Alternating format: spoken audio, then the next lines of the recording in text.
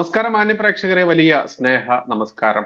നമ്മളെല്ലാവരും കഴിഞ്ഞ ദിവസങ്ങളിലൊക്കെ കേട്ടുകൊണ്ടിരിക്കുകയാണ് കോൺഗ്രസിന്റെ സമുന്നത നേതാവായിട്ടുള്ള സുധാകരൻ എന്ന് പറയുന്ന, അതല്ലെങ്കിൽ KPCCയുടെ അധ്യക്ഷനായിട്ടുള്ള സുധാകരൻ, അദ്ദേഹത്തിന്റെ വീട്ടിൽ ആരോ കൂടോത്രം വെച്ചു, ഇങ്ങനെയുള്ള ഒരുപാട് കാര്യങ്ങളൊക്കെ. മാത്രമല്ല, ഇതിന് മാസങ്ങൾക്ക് മുൻപാണ് നമ്മൾ കണ്ടത് പത്തനംതിട്ട ജില്ലയിൽ നരബലി നടന്നതും അതുമായി ബന്ധപ്പെട്ടുള്ള ഒരുപാട് വാർത്തകൾ. ഇതുമായി എങ്ങനെ വന്നു കാരണം ഇപ്പൊ നമ്മൾ കേട്ടിട്ടുണ്ട്, ഇല വന്ന് മുള്ളിൽ വീണാലും മുള്ള് ചെന്ന് ഇലയിൽ വീണ് കഴിഞ്ഞാലും ഇത് ബാധിക്കുന്നത് ഒരു വലിയ സമുദായത്തെ, അതല്ലെങ്കിൽ വലിയൊരു കൂട്ടത്തെ കൂടിയാണ്, ബഹുഭൂരിപക്ഷം വരുന്ന ഒരു സംസ്കാരത്തെ കൂടിയാണ് എന്നുള്ളതാണ് യാഥാർത്ഥ്യം. ഇതുമായി ബന്ധപ്പെട്ട് ഒന്ന് രണ്ട് ചാനലുകളിൽ കഴിഞ്ഞ ദിവസം ചർച്ചയൊക്കെ നടന്നിരുന്നു. ഈ കൂടോത്രം എന്നത് തന്നെയാണ് വിഷയം. അതുകൊണ്ട് തന്നെ ആ ഒരു കൂടോത്രവുമായി ബന്ധപ്പെട്ട ഒരു വിഷയം തന്നെയാണ് നമ്മൾ ഇന്ന് ചർച്ചയ്ക്ക് എടുത്തിരിക്കുന്നത്. നമ്മുടെ ചർച്ചയ്ക്ക് എത്തിയിട്ടുള്ള നമ്മുടെ വിശിഷ്ട അതിഥിയായിട്ടുള്ള ചണ്ടാള ബാബാജി, ചാനലിലേക്ക് സ്വാഗതം. ബാബാജി, എങ്ങനെയാണ് ഈ ഒരു വിഷയത്തെ ആദ്യം ഇതിന്റെ ഇതൊരു ക്വസ്റ്റ്യൻ ആൻസർ എന്നുള്ള രീതിയിൽ തന്നെ ഈ ഒരു സെഷൻ ചെയ്യാന്ന് കരുതുന്നത്. അതുകൊണ്ട് തന്നെ ഇതിന്റെ ഒരു ഇൻട്രൊഡക്ഷൻ ആയിട്ട് എങ്ങനെയാണ് അങ്ങ് ഈ ഒരു വിഷയത്തെ കാണുന്നത്?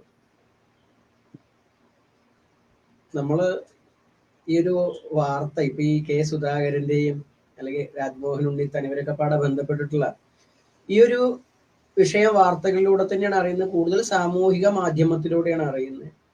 ഇതുമായി ബന്ധപ്പെട്ട് നടക്കുന്ന ചർച്ചകളും നമ്മുടെ ശ്രദ്ധയിൽപ്പെടുകയുണ്ടായി. ഇതെന്താ വിഷയം എന്ന് വെച്ച് കഴിഞ്ഞാല്, എപ്പോഴും ബൈജുജി പറഞ്ഞ പോലെ തന്നെയാണ്, ഇത്തരം കൂടോത്രോ മന്ത്രവാദോ ആഭിചാരം അതുമായി ബന്ധപ്പെട്ടുള്ള കൊലപാതകങ്ങള്, ചൂഷണങ്ങള് ഒക്കെ ഉയർന്നു വരുന്ന സമയത്ത് എപ്പോഴും ആക്രമിക്കപ്പെടുന്നത് ഒരു വിഭാഗം മാത്രമാണ്. ആ വിഭാഗം ഹൈന്ദവ വിഭാഗമാണ്. പക്ഷെ എല്ലാവരും എപ്പോഴും കൊട്ടുന്നത് ഹൈന്ദവരെയാണ്.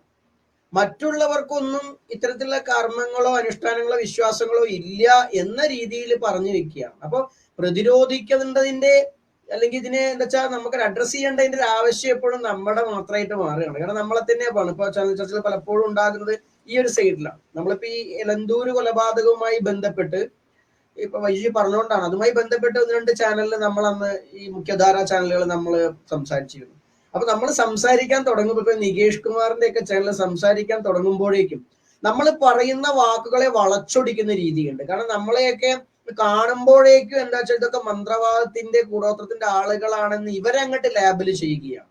എന്നിട്ട് ഇവര് നമ്മളെ അങ്ങോട്ട് അടിച്ചേൽപ്പിക്കുകയാണ്, ഇന്നതാണ്, നിങ്ങൾ എന്ത് പറഞ്ഞാലും ഇങ്ങനെ തന്നെയാണ്. അതുപോലെ മീഡിയ വൺ ചാനലിലെ ആ ഒരു സമയത്താണ് ഈ നമ്മളുടെ കാസർഗോഡ് ഉണ്ടായിരുന്ന അനന്തേശ്വരം ക്ഷേത്രത്തിലെ മുതല മരിച്ച കാര്യമൊക്കെ ഉണ്ടായത്.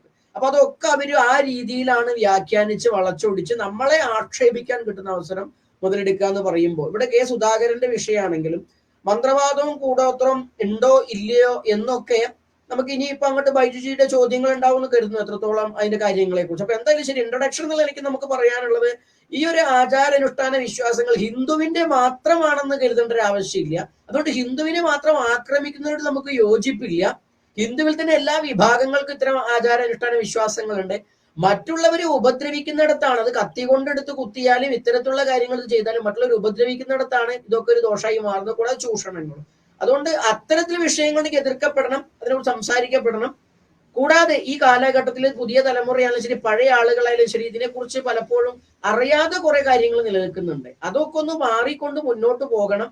ഉള്ളതാണെങ്കിൽ അതിനെ നമ്മളെ മനസ്സിലായിക്കൊണ്ട് പ്രതിവിധി ചെയ്തുകൊണ്ടും നമ്മൾ മനസ്സിലാക്കി പ്രതിരോധിച്ചുകൊണ്ട് മുന്നോട്ട് പോകണം. ഒപ്പം ഹൈന്ദവരെ ആക്രമിക്കുകയാണെങ്കിൽ അത് എന്തിന്റെ പേരിലാണെന്ന് ശരി, നമ്മൾ ഒറ്റക്കെട്ടായിട്ട് അതിനെ എന്താ പറയാ തടഞ്ഞു നിർത്തണം. പിന്നെ K സുധാകരൻ എന്തായാലും പത്ര റിപ്പോർട്ടിൽ അദ്ദേഹം തന്നെ വേണം, എന്താ വെച്ചാൽ ഈ കൂടോത്രത്തിന് ശേഷം അദ്ദേഹത്തിന് എപ്പോഴും അസുഖമായിരുന്നു, കൂടാതെ അത് ചികിത്സിക്കുന്ന സമയത്ത് അതിന് കാരണം കണ്ടെത്താൻ പറ്റിയിരുന്നില്ല. പിന്നെ നമുക്ക് തന്നെ അറിയാം K സുധാകരൻ എന്ത് പറഞ്ഞാലും ഉള്ള കാര്യങ്ങൾ. പിന്നെ ഇപ്പോ നമ്മളുടെ മുഖ്യമന്ത്രിക്കെതിരെ പറഞ്ഞ കാര്യങ്ങൾ നമുക്കറിയാം, അദ്ദേഹം എന്തൊക്കെ ചെയ്തു എന്ന് പറയുമ്പോൾ പുതിയ സ്റ്റെപ്പ് എടുക്കുന്ന കാര്യമൊക്കെ പറഞ്ഞത് K സുധാകരൻ പറഞ്ഞ കാര്യങ്ങളൊക്കെ നമുക്കറിയാം. പക്ഷെ എന്താ ശരി, അതിനൊന്നും ശേഷം പിന്നെ K സുധാകരൻ ഒന്നും നന്നായി ഒന്നും നിൽക്കാനൊന്നും പറ്റിയിട്ടില്ല. അപ്പൊ അതുകൊണ്ട് തന്നെ അത് ഉണ്ടോ ഇല്ലയോ അനുഭവിച്ചോ എന്നുള്ളത് K സുധാകരൻ പറയുന്നുണ്ട്. ബാക്കി എന്തായാലും ബൈജുജിയുടെ ചോദ്യത്തിന് നമുക്ക് മറുപടി പറയാം. ബാബാജി, ഇതില് ഇപ്പോ അങ്ങ് പ്രതിനിധാനം ചെയ്യുന്ന ഒരു വിഭാഗമുണ്ട്. ഇപ്പൊ നമ്മള് സി പി എംകാരുടെ കമ്മ്യൂണിസ്റ്റുകളുടെ ഭാഷയിൽ പറയുകയാണെങ്കിൽ അധസ്ഥിത വർഗത്തിന്റെ ആ ഒരു ഭാഷ തന്നെ നമുക്ക് എടുക്കാം. ആ ഒരു രീതിയിൽ തന്നെ ആ ഒരു വിഭാഗത്തിന്റെ, അതല്ലെങ്കിൽ ആ ഒരു സംസ്കാരത്തിന്റെ ഒരു ബാബാജി എന്ന് പറയുന്ന ചണ്ടാള ബാബാജി സ്വന്തം പേരിൽ തന്നെ അത് ദ്യോതിപ്പിക്കുന്നുണ്ട്. അത്തരത്തിൽ ആ ഉത്തരവാദിത്തം ഏറ്റെടുത്തിട്ടുള്ള നമ്മൾ ഒട്ടേറെ ചർച്ചകളിൽ നമ്മൾ ഇതിനെ സ്പർശിച്ചു പോയിട്ടുമുണ്ട്. പല വിഭാഗത്തിലുള്ള ആളുകളും അങ്ങേ വന്ന് കണ്ടുകൊണ്ട് പല രീതിയിലുള്ള പൂജകളും മറ്റുള്ള കാര്യങ്ങളും അതല്ലെങ്കിൽ കർമ്മങ്ങളും ചെയ്യാനൊക്കെ വേണ്ടിയിട്ട് ഏൽപ്പിക്കാറുണ്ട് എന്നുള്ളത്. അത് മുസ്ലിങ്ങളായാലും ക്രിസ്ത്യൻസ് ആയാലും മറ്റു വിഭാഗങ്ങളിൽ നിന്നൊക്കെ വരാറുണ്ട് എന്നുള്ളത്. അപ്പൊ കഴിഞ്ഞ ദിവസം നമ്മളെല്ലാവരും കണ്ടതാണ് മറ്റൊരു ചാനലിന്റെ പേര് ഞാനിവിടെ പറയുന്നില്ല, ഒരു ഹിന്ദുവുമായി ബന്ധപ്പെട്ട് നിൽക്കുന്ന ഒരു ചാനലിൽ ഞാനൊരു ജ്യോത്സ്യനാണ് എന്ന് നാട്ടുകാരോട് മുഴുവൻ വിളിച്ചു പറഞ്ഞ എല്ലാ ചാനലുകളിലും വന്നിരുന്നു പറയുന്ന, എന്നാൽ അയാൾ ചെയ്യുന്ന അതല്ലെങ്കിൽ അയാൾ തിന്നുന്ന അന്നത്തിൽ പൂഴി വാരിയിടുക, അതിനെ പരിഹസിക്കുക, അപഹസിക്കുക എന്ന രീതിയിൽ തന്നെ ജ്യോത്സ്യത്തെ അതല്ലെങ്കിൽ ആ ഒരു ജ്യോതിശാസ്ത്രം എന്നാണ് പറയുന്നത്. അല്ലാണ്ട് ജ്യോത്സ്യത്തെ നമ്മൾ മറ്റൊരു വാക്കുകൊണ്ടും അല്ല പറയുന്നത്, ശാസ്ത്രമായിട്ട് തന്നെയാണ് നമ്മൾ കാണാറ്. എന്നാൽ അതൊരു ശാസ്ത്രമാണ് എന്നിരിക്കെ, തന്റെ ജോലിയാണ് എന്നിരിക്കെ, തനിക്ക് അന്നം തരുന്നത് അതാണെന്നിരിക്കെ, അതിനെ പരിഹസിച്ചുകൊണ്ട് ചാനലുകളിൽ വന്നിരുന്നു കൊണ്ട് വിളമ്പുന്ന ഒരു വിദ്വാനെ നമ്മൾക്കറിയാം. ആ വിദ്വാൻ കഴിഞ്ഞ ദിവസം ഈ ചർച്ചയ്ക്കിടയിലൊക്കെ പറയുന്നത് കണ്ട് പൂജ പാടില്ല, അത്ര കണ്ട് ഇത് പാടില്ല, അത് പാടില്ല, ഒരുപാട് പ്രതികരണങ്ങളൊക്കെ നമ്മൾ കണ്ടതാണ്. എങ്ങനെയാണ് അങ്ങേ സമീപിക്കുന്ന ആളുകൾ, അതല്ലെങ്കിൽ എങ്ങനെയാണ് ഈ പൂജാ കർമ്മങ്ങൾ, ഇപ്പോ നികേഷ് കുമാർ പറഞ്ഞ രീതിയിലാണെങ്കിൽ ഇതൊക്കെ ചെയ്യുന്ന ഒരാളല്ലേ എന്ന രീതിയിൽ ഞാൻ ചോദിക്കുകയാണെങ്കിൽ എങ്ങനെയാണ് ഈ ഒരു ഇതിനെ അങ്ങൊക്കെ നോക്കിക്കാണുന്നത്? തീർച്ചയായും അങ്ങ് ആ ജ്യോതിഷന്റെ കാര്യം പറഞ്ഞുകൊണ്ട് പറയാണ്, ഈ ഇത്തരം ഈ കർമ്മങ്ങൾ, പൂജകൾ, വഴിപാടുകൾ, ഇതൊക്കെ ഇത് ജ്യോതിഷവുമായി റിലേറ്റഡ് ആണ്. ഒരു ജ്യോതിഷം ചെയ്യുന്ന ഒരു വ്യക്തി ഇതൊന്നുമില്ല എന്ന് പറയുമ്പോൾ ജ്യോതിഷത്തില് ദൈവ നിരൂപണമുണ്ട്, ബാധാ നിരൂപണമുണ്ട്, അങ്ങനെ ഒരുപാട് കാര്യങ്ങളുണ്ട്. അപ്പൊ ബാധാ നിരൂപണം പറഞ്ഞ നേരത്ത് ആ ബാധയെ കുറിച്ച് ചിന്തിക്കുന്ന നേരത്ത് ഇപ്പൊ നമ്മൾ പഴയ ഒരു ചാർത്തുകളൊക്കെ, ജ്യോതിഷന്മാരുടെ ചാർത്തുകളൊക്കെ എടുത്തു കഴിഞ്ഞാൽ അതിൽ കാണാൻ ചാത്തന്റെ ഉപദ്രവമാണ്, അല്ലെങ്കിൽ മറ്റേന്റെ ഉപദ്രവമാണ്, മറിച്ചതിന്റെ ഉപദ്രവമാണെന്നൊക്കെ കാണാൻ പറ്റും, അല്ലെങ്കിൽ നാലാം വേദക്കാരുടെയാണ്. അപ്പൊ ഇത് അവര് വിചാരം ചെയ്ത് എഴുതുന്നിടത്ത് ഇത് എഴുതുകയും ആ ഒരു പ്രൊഫഷൻ കൈകാര്യം ചെയ്യുകയും എന്നിട്ട് ഇതിനെ കുറ്റം പറയുന്നത് നമ്മൾ പറയുന്നത് വെച്ചാൽ, ഇപ്പോ നമ്മളും നമ്മളുടെ സ്വന്തക്കാരും മാത്രമാണ് നാട്ടിലെ ഈ പറയുന്ന പൂജാരിമാർ അല്ലെങ്കിൽ ജ്യോത്സ്യന്മാര്, മറ്റുള്ളവരൊക്കെ ഫ്രോഡാണെന്ന് പറയുന്ന രീതിയാണ്. സത്യത്തിൽ അത് മറ്റുള്ളവരെ കുറ്റം പറഞ്ഞ് സ്വയം എന്താ പറയാ വളരുക എന്ന് വെച്ചാൽ, ഇതൊന്നും ഇല്ല എന്ന് പറയുന്ന ആൾ പിന്നെ അത് ചെയ്യരുത്. നാട്ടിൽ എന്തൊക്കെ പണിയുണ്ട്, തെങ്ങ് കയറാൻ പോവാം, വയലിൽ പോവാം, ഇല്ലേ, പ്ലാസ്റ്ററിങ്ങിന്റെ പണിക്ക് പോവാം, അല്ലെങ്കിൽ മറ്റുള്ള ജോലിയൊക്കെ കിട്ടുകയാണെങ്കിൽ അതിനും, അതൊന്നും ചെയ്യാതെ ഇതേ തൊഴിൽ ഞാൻ സത്യസന്ധമായി ചെയ്യുന്നു, മറ്റുള്ളവരൊക്കെ മോശമാണ്, അവരൊക്കെ ചെയ്യുന്നത് തെറ്റാണ്, അവരൊക്കെ ചൂഷണം ചെയ്യാണ് എന്ന് പറയുമ്പോൾ അതൊരു പോരെ. അങ്ങനെയാണെങ്കിൽ ജ്യോതിഷം ചെയ്യാനേ പാടില്ലാണ്. ജ്യോതിഷം എങ്ങനെയാ പ്രൂവ് ചെയ്യാൻ പറ്റില്ല, നമുക്കത് ഒരിക്കലും സയന്റിഫിക് ആയിട്ട് പ്രൂവ് ചെയ്ത് കൊടുക്കാനും ജ്യോതിഷം പറ്റില്ല, അനുഭവത്തിൽ നിന്ന് മാത്രം. അതുകൊണ്ട് ഇത് ഞാൻ ചെയ്യുന്നത് ശരിയാണ്, മറ്റുള്ളവർ തെറ്റാണെന്ന് പറയുന്ന അദ്ദേഹത്തിന്റെ ആ രീതി, പേരൊന്നും നമുക്ക് ആർക്കും വേണ്ട, എല്ലാവർക്കും ആണ് കാര്യം, ആ രീതി എന്താ വെച്ചാൽ തെറ്റാണ്. കാരണം അദ്ദേഹം ശരിക്കും മാന്യമായി ചെയ്യേണ്ടത് ഈ തൊഴിൽ നിർത്തിക്കൊണ്ട് മറ്റുള്ള ജ്യോതിഷന്മാരെ പറയാന്നുള്ള മര്യാദയുണ്ട്, കാരണം അതിനൊരു ആത്മാർത്ഥതയുണ്ട്. അതല്ലാതെ പറയുന്നതൊക്കെ ശരിയല്ല. അവിടെ അദ്ദേഹം ഈ വിഷയത്തിലും പറഞ്ഞത് ഇതിലൊക്കെ പറ്റിപ്പുണ്ട്, ചൂഷണുണ്ട്, എങ്ങനെ ഇങ്ങോട്ട് കൂടോത്രം ചെയ്യുകയാണെങ്കിൽ ഈ പല രാജ്യങ്ങളെയും പിടിച്ചടക്കിക്കൂടെ എന്നുള്ള രീതിയിലൊക്കെ അദ്ദേഹം സംസാരിക്കുന്നത് നമ്മളും കേൾക്കേണ്ടത്. ഇവിടെയാണ് അത് അങ്ങ് ആദ്യം തന്നെ പറഞ്ഞ പോലെ തന്നെയാണ് ഇവിടുത്തെ ഈ ഇടതുപക്ഷ പ്രസ്ഥാനങ്ങളൊക്കെ ആണെങ്കിലും ഒരു കർഷക തൊഴിലാളികളുടെയും അടിസ്ഥാന വിഭാഗങ്ങളുടെയും വർഗങ്ങളുടെയൊക്കെ ആളുകളാണെന്ന് പറയുമ്പോൾ ആ ഒരു ആളുകളുടെ പ്രാതിനിധ്യം വഹിച്ചുകൊണ്ട് തന്നെയാണ് നമ്മൾ സംസാരിക്കുന്നത്. ടോട്ടൽ ഹിന്ദുവിന്റെ ആണെങ്കിൽ പോലും അതിന് പ്രാധാന്യം കൊടുത്തുകൊണ്ട് തന്നെയാണ് നമ്മൾ പഠിക്കുന്നത്. മറ്റുള്ളതൊക്കെ സംസാരിക്കാൻ അല്ലെങ്കിൽ പറയാൻ ഒത്തിരി ആചാര്യന്മാരും സന്യാസിമാരും ഉണ്ടാകുമ്പോൾ ഈ വിഷയത്തിൽ പൂജാ പദ്ധതികളൊക്കെ ചെയ്യുന്ന ഒത്തിരി മഹാന്മാരുണ്ട്, ഇല്ല എന്നല്ല. പക്ഷെ മാർക്ക് ഇതിനെ കുറിച്ച് ആധികാരികമായി സംസാരിക്കാൻ പലപ്പോഴും മുഖ്യധാരാ വേദികളിൽ നമ്മൾ തന്നെയാണ് എത്താറുള്ളത് എന്നുള്ളത് കൊണ്ട് തന്നെ അതിനെ അഡ്രസ് ചെയ്യേണ്ട ആവശ്യം നമ്മളിലുണ്ട്. എന്നുവെച്ചാൽ ഇപ്പൊ ഈ മന്ത്രവാദം എന്നൊരു വിഷയമാണെങ്കിൽ, കൂടോത്രം എന്നൊരു വിഷയം നമ്മൾ സംസാരിക്കാൻ തുടങ്ങുമ്പോൾ നേരെ എല്ലാവരും കൈ ചൂണ്ടുക നേരെ ഈ ജനതയുടെ നേരെയാണ്. കാരണം മന്ത്രവാദവും കൂടാത്രവും ഒക്കെ ഈ ആളുകളാണ് ഇതിന്റെ അവകാശികൾ എന്ന രീതിയിലാണ്. ഇത് അവരെ കുറ്റം പറയാൻ പറ്റില്ല. ഒന്ന്, ഈ സമൂഹം നമ്മൾ പ്രതിനിധീകരിക്കുന്ന സമൂഹത്തിന്റെ പൂജാ പദ്ധതികൾക്ക് പറയുന്ന പേര് തന്നെ മന്ത്രവാദം എന്നാണ്, അല്ലാണ്ട് മറ്റൊരു പേരില്ല, മന്ത്രവാദം. പിന്നെ ഈ സമൂഹത്തിൽ തന്ത്രി എന്നോ അർച്ചകൻ എന്നോ സാധകൻ എന്നോ ഉപാസകൻ എന്നോ മൊല്ലാക്ക എന്നോ മൗലവി എന്നോ പാതിരി എന്നോ ഒന്നും അതിന്റെ അധികാരികൾക്ക് വിശേഷിപ്പിക്കുന്നില്ല. അത് ചരിത്രകാലം മുതലേ ഇവിടെ ഈ ജനതയെ പറയാം മന്ത്രവാദി എന്നാണ് പറയുക. ആ മന്ത്രവാദി എന്ന് പറഞ്ഞാൽ ഇന്ന് നമ്മള് ഈ ബാലരമ അമർചിത്രത്തിൽ കാണുന്ന കുട്ടൂസനോ ഡാഗിനിയോ അല്ലെങ്കിൽ അതുമായി ബന്ധപ്പെട്ടുള്ള ആളുകളോ ഒന്നും തന്നെയല്ല. അത് കൃത്യമായി തൊഴിലെടുത്ത് ജീവിക്കുന്ന, ഓരോ തൊഴിൽ ചെയ്തിരുന്ന, ഇവിടുത്തെ കാർഷിക വൃത്തിയും മറ്റുള്ളതൊക്കെ ചെയ്തിരുന്ന ഓരോ ആളുകളും അവന്റെ ദൈവത്തിന് വെച്ചു കൊടുക്കുന്ന രീതിയാണ്. ഹിന്ദു ടെക്സ്റ്റുകൾ, വേദേതിഹാസ പുരാണങ്ങളും ഉപനിഷത്തുക്കളും മറ്റെന്തെല്ലാം ഉണ്ടോ അതിലൊന്നും തിരഞ്ഞാൽ കാണാത്ത ദേവതാ സങ്കല്പങ്ങളാണ് ഇവിടെ നാം പ്രതിനിധീകരിക്കുന്ന ജനതയുടെ ദൈവസങ്കല്പങ്ങൾ. മറ്റുള്ള ദൈവം, ഇപ്പൊ ശിവനോ പാർവതിയോ അങ്ങനെയൊന്നും ശരിക്കും ഡയറക്റ്റ് ഇല്ല. അല്ലാതെ ഊർവര ദേവതകൾ, മലദൈവങ്ങൾ, വനദേവതകൾ, ഇതൊക്കെയാണ് ഈ ഒരു കൾച്ചറിന്റെ ഭാഗമാണ്. ആ കൾച്ചർ, ആ ഒരു കൾട്ട്, അതിനെ ഹിന്ദു മതത്തിൽ വിവിധങ്ങളായിരിക്കുന്ന, അപ്പൊ ഷഡ് മതങ്ങളെ കുറിച്ച് നമ്മൾ കേട്ടിട്ടുണ്ടായിരിക്കാം. ശൈവൻ, വൈഷ്ണവൻ, ശാക്തൻ, കൗമാരൻ, ഗാണവത്യൻ എന്നൊക്കെ പറഞ്ഞിട്ടുള്ള, സൗരൻ എന്നൊക്കെ പറഞ്ഞിട്ടുള്ള മതങ്ങൾ നമുക്ക് വ്യവസ്ഥകളിലായിട്ട് കേൾക്കാം. ഇതിൽ കേൾക്കാത്ത അല്ലെങ്കിൽ ഇതിൽ പ്രാധാന്യം അറിയിക്കുന്ന ഒരു വിഭാഗമാണ് ഈ പറയുന്ന വന ആരാധന അല്ലെങ്കിൽ ഈ ഊർവര ദേവത ആരാധന, ഈ നമ്മൾ പറഞ്ഞ മലവാരം, ആദിമാർഗ, ആദി വർഷിപ്പ് സിസ്റ്റം, ഇതൊക്കെ കൊണ്ടുനടക്കുന്ന ആളുകൾ. അപ്പൊ അതിന്റെ ആളുകളിലേക്ക് മാത്രം കൈ ചൂണ്ട. ഇപ്പൊ തന്നെ ഈ കൂടോത്രം അല്ലെങ്കിൽ ആഭിചാരമൊക്കെ ഈ ഇലന്തൂരിലെ കൊലപാതകം നടന്ന സമയത്ത്, ഇതിനു മുമ്പ് പല സംഭവങ്ങൾ ഉണ്ടായ നേരത്തും ഇവിടെ നിരോധിക്കണം എന്ന് പറഞ്ഞിട്ട് ഒരു MLA ഒരു ബില്ല് കൊണ്ടുവന്ന സമയത്ത് അതിൽ തന്നെ പറയുന്ന ദൈവനാമങ്ങളിൽ യേശു ഇല്ല, അല്ല ഇല്ല, ശിവനില്ല, പാർവതി, ഇതൊന്നുമില്ല. ഒപ്പുള്ളത് കൂടോത്രം, ഈ പറയുന്ന പ്രേതങ്ങള്, അതുപോലെ തന്നെ കുട്ടിച്ചാത്തൻ, കാളി, കൂളി, ഇത്തരം കാര്യങ്ങളെ പേരൊക്കെയുള്ള ഇത് ഇവിടുത്തെ അടിസ്ഥാന വിഭാഗങ്ങളുടെ ദൈവനാമങ്ങളാണ്. ഇതെന്താ വെച്ചാൽ ആളുകൾ ഇപ്പോഴും ഇപ്പൊ പുരോഗമനം പറയുന്ന, വിപ്ലവം പറയുന്ന ആളുകൾക്ക് പോലും അവർ ഈ ജനതയുടെ ആളുകളാണെന്ന് പറയുമ്പോഴും നമ്മുടെ ജനതയുടെ, നമ്മുടെ കൾച്ചറിന്റെ എന്താണ് ഞങ്ങളുടെ കൾച്ചർ എന്നോ എന്താണ് ഞങ്ങളുടെ വിശ്വാസം എന്നോ അവർക്കറിയില്ല.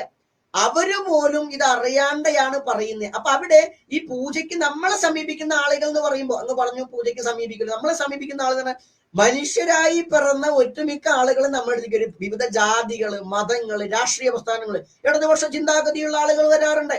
അത് വരാതിരിക്കേണ്ട ആവശ്യമൊന്നുമില്ല. നമ്മളെല്ലാവരും പറഞ്ഞ കാര്യമുണ്ട്, സന്ദേശത്തിലെ ശങ്കരാടി പറഞ്ഞ പോലെ അങ്ങനെ ഒന്നും ചെയ്യേണ്ട ആവശ്യമില്ല. നിങ്ങൾ വിശ്വാസിയാണെങ്കിൽ വരാം. കാരണം നിങ്ങളുടെ വിശ്വാസം, കമ്മ്യൂണിസ്റ്റുകാരനെ വിശ്വാസം മാറ്റാൻ പറ്റും. അങ്ങനെയാണെങ്കിൽ KT ജലീൽ മതം ഉപേക്ഷിച്ച് പോകണ്ടേ? അപ്പൊ അങ്ങനെ അവർക്ക് KT ജലീലിനോ അല്ലെങ്കിൽ ഈ ഷംസീറിനോ ഒക്കെ മതമുള്ളതുപോലെ, റിയാസിന് മതമുള്ളതുപോലെ കമ്മ്യൂണിസ്റ്റുകാർക്ക് മതം ഉണ്ടാകണം. കാരണം അടിസ്ഥാന വിഭാഗത്തിന്റെ കൊയ്ത്തുപാട്ടുകളും ഞാറ്റുപാട്ടും പാടിക്കൊണ്ട് ഞങ്ങൾ കൊയ്യും അല്ലെങ്കിൽ നിങ്ങൾ കൊയ്യും വയലെല്ലാം നിങ്ങളുടേതാകും എന്ന് പറഞ്ഞിട്ടുണ്ടെങ്കിൽ ആ ജനതയുടെ കൾച്ചറിനെ തേടി ആരെങ്കിലും വരുമ്പോൾ ഇവര് ബ്രാഹ്മണിസത്തിനെതിരാണെങ്കിൽ അതിനെയാണ് കൂട്ടിപിടിക്കുന്നത്. പക്ഷെ പലപ്പോഴും അവരുടെ ഭാഗത്തു നിന്നും ഇതിനൊരു ഇതുണ്ടാകുന്നില്ല. അപ്പൊ നമ്മുടെ അടുത്തേക്ക് വരുന്ന ആളുകൾ അവരുടെ പല ആവശ്യങ്ങളായിട്ട് വരുന്നത്. കാരണം ഇത്തരം ഒരു നമ്മളെപ്പോലുള്ള ആചാര്യന്മാര്, ഗുരുക്കന്മാരെ തേടി വരുന്നിടത്തൊക്കെ തന്നെ ആരും ഒരു ചെറിയ നിസാര കാര്യത്തിന് വരില്ല.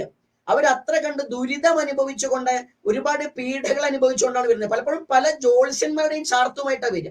മുഖ്യധാര ജ്യോത്സ്യന്മാരുടെ ചാർത്തുമായിട്ട് വരുന്നുണ്ട്. അല്ലെങ്കിൽ മറ്റു ഇസ്ലാമിക മതവിശ്വാസികളായാലും ശരി, അവർ വരുന്ന ആവശ്യങ്ങൾ ഉണ്ടായിരിക്കും. അപ്പൊ അവരൊക്കെ അവരുടേതായ ഉസ്താദുമാരും മറ്റുള്ളവരും പറയും. പല ഉസ്താദുമാരും ഇപ്പൊ നമ്മളിൽ തന്നെ മന്ത്രോപദേശം സ്വീകരിച്ച ഉസ്താദുമാരുണ്ട്. കാരണം അവർ ഇത്തരം വിശ്വാസമുള്ള ആളുകളുണ്ട്. എല്ലാ മുസ്ലിങ്ങളൊന്നും ഈ പറയുന്ന പോലൊന്നും അല്ല, അവരൊക്കെ എല്ലാവരും ഉൾക്കൊള്ളുന്ന ആളുകളുണ്ട് ഈ നാട്ടിൽ.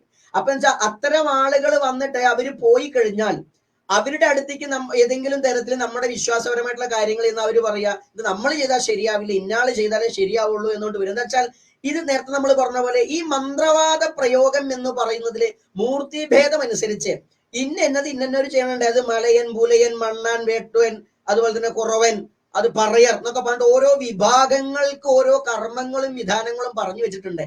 അവരത് ചെയ്താലേ ശരിയാവുള്ളൂ. നമ്മൾ ഇതിനു മുമ്പും ബൈജുജിന്റെ ചാനലിൽ പറഞ്ഞതാണ്, സൂര്യകാലടി മനയിലെ നമ്പൂതിരിമാര് മന്ത്രവാദത്തിന്റെ ആളുകളാണെന്നാണ് വെപ്പ്. അപ്പൊ അവരുടെ വീട്ടിലൊരു വിഷയമുണ്ടായ സമയത്ത്, അവിടുത്തെ വലിയ നമ്പൂതിരിപ്പാട് പണ്ടുണ്ടായിരുന്ന സമയത്ത് ഒരു വിഷയമുണ്ടായപ്പോൾ അത് അവരെന്നെ പ്രചരിപ്പിച്ചിട്ടുള്ള ഒരു കാര്യമാണ്, നമ്മളായിട്ട് ഉണ്ടാക്കിയതല്ല. അവിടെ അവർക്ക് പരിഹരിക്കാൻ പറ്റാത്ത, മന്ത്രവാദികളായി അവർക്ക് പരിഹരിക്കാൻ പറ്റാത്തൊരു പ്രശ്നം ഉണ്ടായപ്പോ നാട്ടിലുള്ള നമ്പൂതിരിമാരും പാതിരിമാരും മൗലവിമാരും ഒക്കെ വന്ന് ചെയ്തിട്ടും ഭേദമാക്കാൻ പറ്റാത്ത അവസാനം ജ്യോതിഷ വിധി പ്രകാരം അവര് ചെറുമൻ ചെയ്താലേ ശരിയാകൂ, ചെറുമ കർമ്മം വേണമെന്ന് പറഞ്ഞിട്ട് ചെറുമരെ വിളിച്ച് കർമ്മം ചെയ്തിട്ട് പൂർത്തീകരിച്ച് അതിന്റെ ഗുണം കിട്ടിയത് അവരെന്നെ പറയുന്നതാണ്. അപ്പൊ അതുകൊണ്ട് ഇത് ഈ നമ്മൾ ഇസ്ലാം, ക്രൈസ്തവ, ബുദ്ധ, ജൈന, ഹിന്ദുവിൽ തന്നെ ബ്രാഹ്മണ വൈദിക വിശ്വാസങ്ങൾ എന്ന് പറയുന്ന പോലെ ഒരു ഇന്ത്യയിൽ മാത്രമല്ല ലോകത്തെമ്പാടുമുള്ള ഗോത്ര വിശ്വാസത്തിന്റെ ഭാഗമായിട്ടുള്ളതാണ് മന്ത്രവാദ കൾച്ചർ. അതുകൊണ്ട് തന്നെ ഈ മന്ത്രവാദ കൾച്ചറിൽ നിന്ന് ആരൊക്കെയോ ഏതൊക്കെ മതത്തിലേക്ക് പ്രവേശിച്ചിട്ടുണ്ടോ അവിടെയെല്ലാം ഇത് കാണാൻ പറ്റും. എന്നാൽ അതൊന്നും അവർക്ക് ഉപേക്ഷിക്കാൻ കഴിയില്ല. ഈ പറഞ്ഞ ആളുകൾ ഇപ്പൊ ഉത്തരാവത്ത് നമ്മളെ മലപ്പുറം ജില്ലയിൽ നോക്കിക്കഴിഞ്ഞാൽ കാണാൻ പറ്റും. ഇത് എവിടുന്നാ വന്നേ? ഈ പ്രേതം തുള്ളലൊക്കെ എവിടുന്നാ വന്നേ? ഇവിടെയുള്ളത് തന്നെയാണ്. പക്ഷെ അവരെന്താണ് അവരുടെ മതത്തിന്റെ ആയിട്ട് അവർ വിനിയോഗിക്കുന്നുണ്ട്. അത് മാത്രമല്ല, അറേബ്യയിൽ നിന്ന് വന്ന കടുത്ത ആഭിചാര പ്രയോഗങ്ങളുണ്ട്. അതും മോശമല്ല. അവിടെ നിന്ന് വന്ന അറേബ്യയിൽ നിന്ന് വന്ന കടുത്ത അറബി ജ്യോതിഷം. ബൈജുജി ഈ മാതൃഭൂമി പത്ര, മനോരമ പത്രമൊക്കെ നോക്കുമ്പോ ഈ ക്ലാസിഫൈഡ്സിലൊക്കെ കാണാൻ പറ്റും. അപ്പൊ നമ്മളൊന്നും അങ്ങനെ പരസ്യം ചെയ്യാറൊന്നുമില്ല, കാശ് ചെയ്ത്. അപ്പൊ എന്തായാലും ശരി, അതിൽ അറബി ജ്യോതിഷം. എന്താ അറബി ജ്യോതിഷം? പല സ്ഥലത്തും ബോർഡുകൾ തന്നെ കാണാം അറബി ജ്യോതിഷം. എന്താ അറബി ജ്യോതിഷം? അല്ല, അറബി ജ്യോതിഷം, അറബി മാന്ത്രികം. അപ്പൊ ഇത്തരം പദ്ധതികൾ ഇവർക്ക് ഇതിനെ സിഹർ എന്നാണ് ഇതിന് പറയാ. ഈ സിഹറായിട്ടുള്ള കാര്യങ്ങൾ അവരുടെ വിശ്വാസത്തിന്റെ ഭാഗം. അതുപോലെ തന്നെ ക്രൈസ്തവരുടെ ഇടയിൽ തന്നെ നിലനിൽക്കുന്ന ആചാര വിശ്വാസങ്ങൾ. പക്ഷെ അവിടെയൊന്നും പരിഹാരമില്ലാത്ത, നമ്മളിപ്പോ ഇന്ന് ആ വിഷയം സംസാരിച്ചുള്ളൂ, അവിടെയൊന്നും പരിഹാരമില്ലാത്ത വിഷയങ്ങൾ ഇവിടെ ഈ ആദിമാർഗ സമരത്തിൽ മലയാള തനിമയോടുകൂടിയുള്ള വിശ്വാസങ്ങളിലുണ്ട്. അതുകൊണ്ടാണ് രാഷ്ട്രീയ ഭേദമില്ലാതെ മതഭേദമില്ലാതെ ആളുകൾ വരുന്നത്. ഈ നമ്മൾ ഈ എന്താ ആളൂര് വക്കീലിന്റെ കാര്യം പറഞ്ഞ പോലെയാണ്. കൊന്നവനും ചെല്ലുക ആളൂരിന്റെ അടുത്തേക്ക, കൊല്ലപ്പെട്ടവന്റെ ആളുകൾ ചെല്ലുക ആള്. അപ്പൊ നമ്മളെയൊക്കെ പോലുള്ള ആളുകൾക്ക് തെരഞ്ഞു വരിക. ഒരേ സമയം എന്നെ രക്ഷിക്കണേ എന്ന് പറഞ്ഞു വരുന്ന ആളുകളുണ്ട്, അവനെയും കൊണ്ട് സ്വൈരമില്ല അവനെ ശിക്ഷിക്കണേ എന്ന് പറഞ്ഞു വരുന്ന ആളുകളും ഉണ്ട്. അപ്പൊ ന്യായം നോക്കിയിട്ടാണ് നമ്മളൊക്കെ ഈ കാര്യങ്ങൾ അറ്റൻഡ് ചെയ്യുക എന്ന് മാത്രം. അപ്പോഴും തന്നെ പരമാവധി അവർക്ക് പറഞ്ഞു കൊടുക്കേണ്ട അറിവുകളെ പറഞ്ഞു കൊടുക്കുക എന്നുള്ളതാണ് നമ്മളുടെയൊക്കെ രീതി. കാരണം ഇതിന് ഒരുപാട് എന്താ വെച്ചാൽ പൂജാവിധി എന്നുള്ളത് സത്യസന്ധമായിട്ടാണ് ഇങ്ങോട്ട് സംസാരിക്കുന്നത്. പൂജാവിധി എന്ന് പറഞ്ഞു കഴിഞ്ഞാൽ നമ്മളൊരു പൂജ ചെയ്യണമെങ്കിൽ ഏത് പൂജയിലും ശരി അതിന് കുറച്ച് സാധന സാമഗ്രികൾ വേണം, അതിന്റെ വിധിയാണ് അത്. ആ പറയപ്പെട്ടിരിക്കുന്ന സമ്പ്രദായങ്ങൾ ഓരോന്നും തന്നെ ഓരോ പൂജയ്ക്ക് ഇന്ന ദ്രവ്യങ്ങൾ വേണം, ഇന്നത് ചെയ്യണം എന്ന് പറഞ്ഞിട്ടുണ്ട്. ആ വിധിയിൽ ചെയ്താലേ അത് ഫലം ഉണ്ടാവുള്ളൂ. അപ്പൊ അങ്ങനെ ചെയ്യണമെങ്കിൽ അതിന്റെ ഈ മെറ്റീരിയൽസിന് ചെലവ് വരും. പിന്നെ അതുപോലെ തന്നെ പൂജയ്ക്ക് ഇത്ര ആള് വേണമെന്നുണ്ടെങ്കിൽ അവർക്കൊരു എല്ലാവരും ബുദ്ധിമുട്ടുന്ന പ്രത്യേകിച്ച് ഇത്തരം പൂജകൾ രാത്രിക്കാൻ നടക്കാം. അപ്പോ രാത്രി പറഞ്ഞാൽ വേറൊന്നും ഉണ്ടായിട്ടൊന്നുമില്ല, വലിയ കൂടുതലുണ്ടല്ല, ആ പൂജ പോലെ തന്നെയാണ്. പക്ഷെ രാത്രിയുടെ ശാന്തത വേണമെന്ന് നമുക്കറിയാം. പകല് ശാന്തമായിരിക്കില്ല. അപ്പൊ പിന്നെ വെച്ചാൽ പകലരുതേ പശിയരുതേ എന്നൊക്കെ പല പ്രമാണങ്ങളുണ്ട്. അപ്പൊ വെച്ചാൽ ആ രീതിക്കൊക്കെ ചെയ്യുന്ന നേരത്ത് ആ ചെയ്യുന്ന അതൊരു ജോബാണ്. ദേവസ്വം ബോർഡ് സംവിധാനം അല്ലെങ്കിൽ നമ്മളുടെ വഖഫ് ബോർഡ് സംവിധാനം ഒക്കെ ഇവിടെയുള്ള സമയത്ത് ഇവിടെ ഈ നമ്മുടെ ജനത ഈ പൂജാപദ്ധതി ചെയ്യുന്ന സമയത്ത് അത് മോശമാണെന്ന് പറയാൻ പറ്റില്ല. അങ്ങനെയാണെങ്കിൽ വഖഫ് ബോർഡ് പിരിച്ചുവിടണം, അതുപോലെ തന്നെ ദേവസ്വം ബോർഡും പിരിച്ചുവിടണം. എന്നിട്ട് അല്ലെങ്കിൽ ക്രിസ്ത്യാനിന്റെ പരിപാടി ഉണ്ടെങ്കിൽ അതൊക്കെ പിരിച്ചുവിടണം. എന്നിട്ട് വേണം ഇത് മോശമെന്ന് പറയാം. നമ്മുടെ ജനതയ്ക്ക് ഒരു സംവിധാനം ഇല്ല എന്ന് കരുതി ഇതിന്റെ പൂജ ചെയ്യാൻ പറ്റില്ല എന്ന് പറയാൻ പറ്റില്ല. കാരണം ഇവിടുത്തെ ദേവസ്വം ബോർഡ് ക്ഷേത്രങ്ങളിലൊക്കെ രാത്രി നടക്കുന്ന പരിപാടിയുണ്ട്, വഖഫ് ബോർഡിന്റെ പള്ളികളിൽ രാത്രി നടക്കുന്ന ഉത്തരവാദിത്തം അല്ലെങ്കിൽ മറ്റുള്ള പ്രഭാഷണങ്ങളുണ്ട്, മറ്റുള്ള മൗലവിമാരുടെ കാര്യങ്ങളൊക്കെ ഉണ്ട്, വിശ്വാസ പ്രാർത്ഥനാ യോഗങ്ങളുണ്ട്, ഒക്കെ നടക്കുന്നുണ്ട്. അപ്പൊ അവരത് ചെയ്യുമ്പോൾ ഇവിടെ പറ്റില്ല പറയട്ടെ. ഇവിടെ അപ്പൊ ആ ഒരു രീതിയിൽ ചെയ്യുമ്പോൾ അതിനൊരു ചെലവുണ്ട്. അവർക്ക് കൃത്യമായി വേതനം കൊടുക്കണം, വേതനം കിട്ടണം. ആ വേതനം പറയുമ്പോൾ ഈ സാധാരണക്കാർക്ക് ബുദ്ധിമുട്ടാവുന്നത് കൊണ്ട് പലപ്പോഴും അവർക്ക് ചെയ്യാൻ പറ്റുന്ന ലളിതമായ രീതികളാണ് നമ്മൾ പറഞ്ഞു കൊടുക്കാറ്. അതിന്റെ ഫലമുണ്ട് എന്നുള്ളതാണ് നമ്മൾ മുൻപും പറഞ്ഞത്. കെ സുധാകരൻ തന്നെ ഉണ്ട് എന്ന് പറയുമ്പോൾ അതുണ്ടായിരിക്കും. അപ്പൊ അതുകൊണ്ട് തെരഞ്ഞു വരുന്ന ആരൊക്കെ എല്ലാ വിഭാഗം ആളുകളും വരുന്നുണ്ട്. പക്ഷെ എന്താ വെച്ചാൽ ഇപ്പോൾ നമ്മൾ പറഞ്ഞത് നമ്മൾ മാത്രം ഇതിന്റെ ആളെന്നല്ല, ഒരുപാട് കേമൻ, നമ്മളെക്കാൾ കൊടികുത്തിയ കേമന്മാര് നാട്ടിലുണ്ട്. അതുകൊണ്ടാണല്ലോ സുധാകരന്റെ വീട്ടിൽ നമുക്ക് കുഴിച്ചെടുക്കാൻ പറ്റുന്നത്. അപ്പൊ എന്തായാലും അങ്ങനെയുള്ള ആളുകളുണ്ട്. പക്ഷെ ഈ ജ്യോതിഷന്മാരോ മറ്റുള്ളവരോ ഇതില്ല. ഇപ്പൊ ഇന്നലെ ഒരു സന്യാസി ഇതുപോലെ പറഞ്ഞിട്ട് ഇതൊന്നും ഇല്ല, ഇതൊക്കെ ശരീരബോധമുള്ള ആളുകൾക്ക് മാത്രമുള്ളതാണ്, മറ്റുള്ളവർക്കൊന്നും ഇത് ബാധകല്ല, വേദേതിഹാസ പുരാണങ്ങൾ ഹിന്ദു ധർമ്മത്തിൽ അതൊന്നും ഇല്ല എന്ന് പറയുന്നത് അതൊക്കെ വെറുതെ പറയാ. ഹിന്ദു ധർമ്മത്തിൽ വേദേതിഹാസ പുരാണാദികളിൽ എല്ലാം തന്നെ ഇത് പറഞ്ഞിട്ടുണ്ട്. പുരാണം, ശിവപുരാണമാവട്ടെ ഭാഗവതമാവട്ടെ, ഇതിലെല്ലാം തന്നെ മനുഷ്യന് ഗുണമുള്ള പൂജാവിധാനങ്ങൾ, അതിന്റെ ഗുണങ്ങളെ കുറിച്ചും പറഞ്ഞിട്ടുണ്ട്. ലളിതാസഹസ്രനാമായാലും ദേവീ മഹാത്മ്യമായാലും രാമായണത്തിലെ ചില ഭാഗങ്ങളായാലും ശരി, അതിന്റെ എല്ലാം ഫലശ്രുതികൾ പറയപ്പെട്ടിട്ടുണ്ട്. ഇന്ന പോലെയാണ്, ഇന്നത് ചൊല്ലിയാൽ ഇന്ന ഗുണമുണ്ടായിരിക്കും, ശത്രുക്കൾക്ക് ഇന്ന് സംഭവിക്കും, ശത്രുദോഷങ്ങൾ ഉണ്ടാവില്ല എന്ന് വ്യക്തമായി പറഞ്ഞിട്ടുണ്ട്.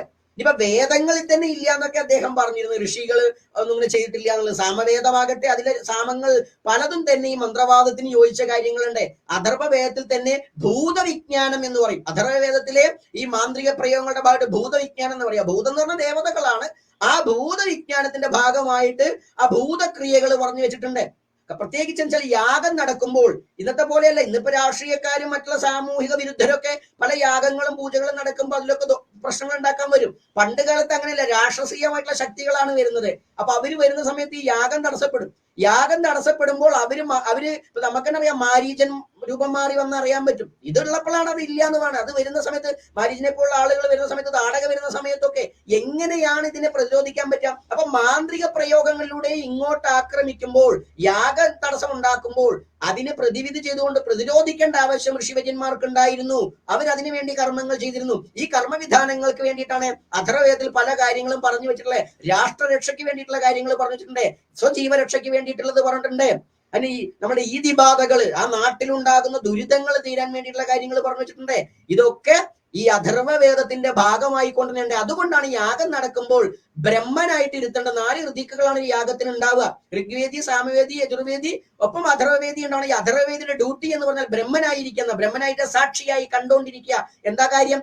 അവിടെ എന്ത് ദോഷം വന്നാലും അതിനപ്പം തന്നെ പ്രായശ്ചിത്തം നിശ്ചയിച്ച് കാര്യങ്ങൾ നടത്തണം. മന്ത്രവാദെങ്കിൽ മന്ത്രവാദം, കൂടോത്രമെങ്കിൽ കൂടോത്രം.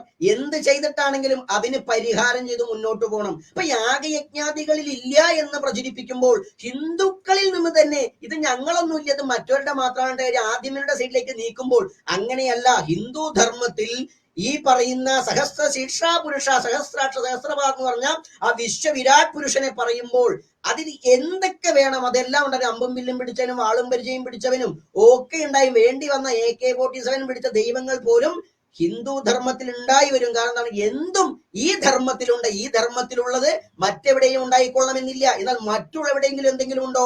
അതെല്ലാം ഇവിടെയുണ്ട്. എല്ലാതും എല്ലാവരുടെയും കയ്യിലായിരിക്കില്ല, ഇവരുടെയും കയ്യിലായിരിക്കും. അപ്പൊ അതുകൊണ്ട് തന്നെ ഇതിന്റെ വൈഭവം വലുതാണ്. അത് തേടി ആളുകൾ വരും. ഹിന്ദു ധർമ്മത്തെ തേടി ലോകത്തുനിന്ന് എല്ലാവരും വരുന്നതിന് കാരണം ഇതാണ്. ഇവിടുത്തെ ഈ പറയപ്പെടുന്ന ഇപ്പൊ മന്ത്രവാദം എന്നതിനെ പഠിക്കാൻ വേണ്ടി ലോകത്തുനിന്ന് പല ആളുകളും വരുന്നുണ്ട്, വന്നിട്ടുണ്ട്, വന്നുകൊണ്ടിരിക്കുന്നുണ്ട്. കാരണം ഇതിന്റെ മഹത്വം അത്ര വലുതാണ്. പക്ഷെ മോശപ്പെടുത്തുന്നിടത്താണ് ബൈജുജി ഇതിനൊരു പ്രശ്നം. ഇത് മോശപ്പെടുത്തുന്നു. ഇത് മോശമാണെന്ന് പറഞ്ഞതിന് കാരണം നമുക്കറിയില്ല. ഇനി അടുത്ത അങ്ങയുടെ ചോദ്യത്തിന് മറുപടി ഒന്നുകൊണ്ട് മറ്റുള്ള കാര്യങ്ങൾ പറയാം. ഓക്കെ, ഇതിൽ നമ്മൾക്കറിയാം ഇന്നിപ്പോൾ പൂജാതി കർമ്മങ്ങൾ, നമ്മൾ ഇതിന് കർമ്മം അതല്ലെങ്കിൽ പരിഹാര കർമ്മങ്ങൾ എന്നൊക്കെയാണ് സത്യത്തിൽ ഇതിന് മാന്യമായിട്ടുള്ളൊരു ഭാഷ. ആ മാന്യമായിട്ടുള്ള ഭാഷയിൽ നിന്ന് എങ്ങനെയാണ് കൂടോത്രം എന്ന ആളുകളെ ഭയപ്പെടുത്തുന്ന, അതല്ലെങ്കിൽ ആളുകൾക്ക് ഒരു പക്ഷേ ആളുകൾക്ക് വെറുപ്പ് പോലും ഉളവാക്കുന്ന രീതിയിലേക്ക് ആ ഒരു കൂടുവിട്ട് കൂടുമാറ്റം എങ്ങനെയാണ് ഈ കർമ്മങ്ങൾക്ക് കൂടോത്രം എന്ന പേരിലേക്ക് അതെങ്ങനെയാണ് വന്നിട്ടുള്ളത്? അങ്ങയുടെ ആ ഒരു ഓർമ്മയിൽ നിന്ന് പറയുന്നത്. ഒന്ന് എന്താ വെച്ചാല് നമ്മള് ഇപ്പൊ ഈ സംസ്കൃത പദപ്രയോഗങ്ങൾ കേട്ട് ഇംഗ്ലീഷ് പദപ്രയോഗങ്ങൾ കേട്ട് ചില വാക്കുകൾ മോശമാണെന്ന് നമ്മൾ അങ്ങോട്ട് കരുതാണ്. കൂടോത്രം എന്ന് പറഞ്ഞു കഴിഞ്ഞാൽ, അതാ പറഞ്ഞ മന്ത്രവാദം, മന്ത്രവാദി എന്ന് പറഞ്ഞു കഴിഞ്ഞാൽ നമ്മുടെ മനസ്സിലേക്ക് വരുന്നൊരു രൂപമുണ്ട്. ഇതന്നെയാണ് ഇവിടുത്തെ ഈ പ്രശ്നം. കൂടോത്രം എന്ന് പറഞ്ഞു കഴിഞ്ഞാൽ എന്തോ ഭീകരമാണെന്ന് നമ്മളിപ്പോ നമ്മളുടെ കേരളത്തിന്റെ മുഖ്യമന്ത്രി എന്ന് പറയുമ്പോ ആ ഒരു സാധു മനുഷ്യൻ അദ്ദേഹം. പക്ഷെ അദ്ദേഹത്തെ കുറിച്ച് നമ്മൾ പറയുമ്പോൾ നമ്മളെ മനസ്സിലേക്ക് ഒരു ഭീകര രൂപം കടന്നു വന്ന എങ്ങനെ ഉണ്ടായിരിക്കും? അപ്പൊ നമ്മൾ അത് പറഞ്ഞാൽ നമ്മുടെ ഇന്ത്യൻ പ്രധാനമന്ത്രി എന്ന് പറയുമ്പോൾ നമ്മുടെ മനസ്സിലേക്ക് വേറെ രൂപം. ഇത് പറഞ്ഞ പോലെ കൂടോത്രം എന്ന് പറഞ്ഞാൽ മോശമാണ്, ഭീകരമാണ് എന്നൊരു ചിന്താപദ്ധതി ഇവിടെ ഉണ്ടായി എന്നുള്ളതാണ് പോരായ്മ. കൂടോത്രം, മാട്ട്, മാരണം എന്ന് തുടങ്ങുന്ന പ്രയോഗങ്ങളെല്ലാം തന്നെ അങ്ങ് പറഞ്ഞല്ലേ പൂജാ ക്രിയ എന്നൊക്കെ പറയുന്നത് സംസ്കൃത പ്രയോഗങ്ങളാണ്. ഇവിടെ കർമ്മം എന്നാ പറയട്ടെ. കർമ്മം എന്ന് പറഞ്ഞാൽ സംസ്കൃത കർമ്മം എന്ന വേർഡല്ല അത്, ഇവിടെ കർമ്മം എന്നാ പറയുക. അപ്പൊ അങ്ങനെ അതുകൊണ്ട് തന്നെ ആ ഒരു വാക്കുകളൊന്നും അല്ലാതെ തനത് പ്രയോഗം. നമ്മൾ കൊടുങ്ങല്ലൂർ ഭരണിപ്പാട്ടിനെ കുറിച്ച് പറയുമ്പോൾ അതാ പറയുന്നത്. കൊടുങ്ങല്ലൂർ ഭരണിപ്പാട്ട് മോശമാകുന്നത് എപ്പോഴാണ്? കൊടുങ്ങല്ലൂർ ഭരണിപ്പാട്ട് മോശമാകുന്ന ആ ഭാഷാ പ്രയോഗം മോശമാണെന്ന് ഇരുന്നിടത്താണ്. നമ്മൾ ഇവിടെ പറയാത്തതിന് കാരണം വെച്ചാൽ അത് ഗുപ്ത മന്ത്രങ്ങളാണ് എന്നാ പറയാ. അപ്പൊ അതങ്ങനെ പറയാനുള്ളതല്ല. അത് അവിടെ ആ സന്ദർഭത്തിൽ പറയാനുള്ളതാണ്, എല്ലായിടത്തും പറയാനുള്ളതല്ല. അപ്പോ അങ്ങനെയുള്ള വാക്കുകൾ, നമ്മുടെ തദ്ദേശീയമായ പദപ്രയോഗങ്ങൾ മോശമാണ് എന്നുള്ളിടത്താണ് അത് വരുത്തി തീർത്തതിൽ ഇവിടെയുള്ള പുരോഗമനം പറയുന്ന എല്ലാവർക്കും പങ്കുണ്ട്. കാരണം ഒരേ സമയം ഇവിടുത്തെ ഈ പറയുന്ന ജനത ഉയർന്നു വരണമെന്ന് ഇവര് എന്തോ ആവണമെന്ന് പറയുകയും എന്നാൽ അവർ പഠിക്കാൻ തയ്യാറാകുന്നില്ല. കൂടോത്രം എന്ന് വേണമെങ്കിൽ നമുക്ക് പറയാം ഗൂഢസൂത്രം പ്രയോഗം എന്നുള്ള അർത്ഥത്തിൽ സംസ്കൃത വാക്ക് നമ്മൾ കയറ്റി വരികയാണ്. എന്നിട്ട് കൂടോത്രക്കണം, അല്ലെങ്കിൽ അത്രയൊന്നും വേണ്ട. കൂടോത്രം എന്ന് പറഞ്ഞാൽ ആ പ്രയോഗത്തിന് നമ്മൾ രഹസ്യമായി ചെയ്യുന്ന ഈ പ്രയോഗത്തിന് പറയുന്ന പേരാണെന്ന് മാത്രമേ ഉള്ളൂ. മാട്ടും മാരണവും ഇങ്ങനെ തന്നെയാണ്. മരണത്തിന് വരെ കാരണമാകുന്ന പ്രയോഗങ്ങളാണ് മാട്ടും മാരണവും ഒക്കെ. അപ്പൊ ഇതില് മാത്രമാണോ വെച്ചാൽ അല്ല. അതാ പറഞ്ഞു, ഇത് ഇതില് മാത്രമല്ല. മുഹമ്മദ് നബി ആണെങ്കിലും പറഞ്ഞതായിട്ട് പല ഹദീസും ഉണ്ട് ഓൾറെഡി. എന്ന് വെച്ചാൽ നമ്മൾ പറഞ്ഞല്ല, അവരെന്നെ പറയണതാ അങ്ങനെ ചെയ്തിട്ടുണ്ട് ഇങ്ങനെ ചെയ്തിട്ടുണ്ട്. അപ്പൊ അത് എല്ലാവരും, ക്രിസ്തു ആണെങ്കിലും തന്നെ പിശാചിന് നേരിട്ടത് കാര്യങ്ങളുണ്ട്, നീപ്പിച്ച കാര്യങ്ങളുണ്ട്.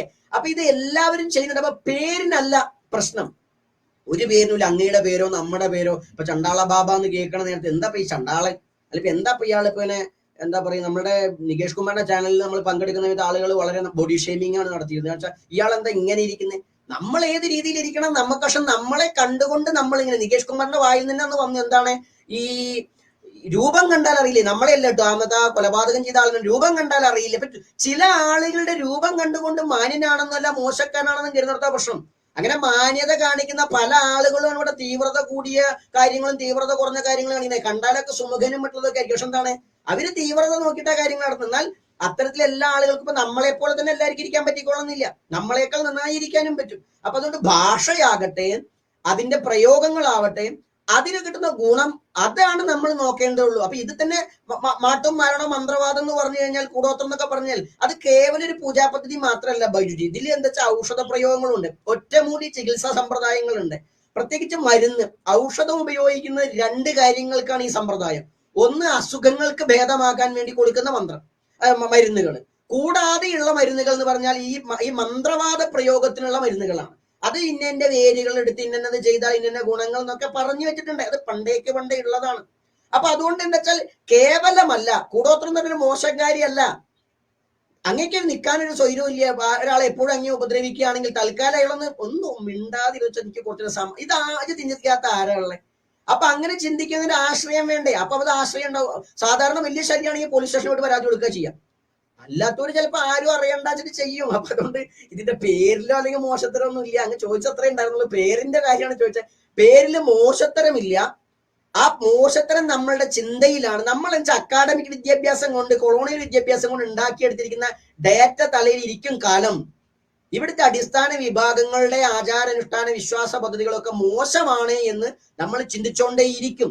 അതിന് കുറച്ച് മാറ്റമുള്ളതെന്ന് വെച്ചാൽ, നമ്മളിപ്പോ ഹിന്ദു എന്ന് പറയുമ്പോഴും ഹിന്ദു ധർമ്മത്തിലെ വേദപാരമ്പര്യങ്ങൾക്ക് എന്തായാലും കൂടുതൽ പ്രൊമോഷനും കൂടുതൽ കാര്യങ്ങൾ മുന്നോട്ട് വന്നപ്പോൾ അതിൽ അധികാരപരമായിട്ടും സാമ്പത്തികപരമായിട്ടും അതിനെ പ്രൊട്ടക്ട് ചെയ്തുകൊണ്ട് അതിനെ കൂടുതൽ ഉയർത്തി കാണിക്കുമ്പോൾ അതൊക്കെ വളരെ ശ്രേഷ്ഠവും ഇതൊക്കെ മോശമാണെന്ന് കരുതുകയാണ്.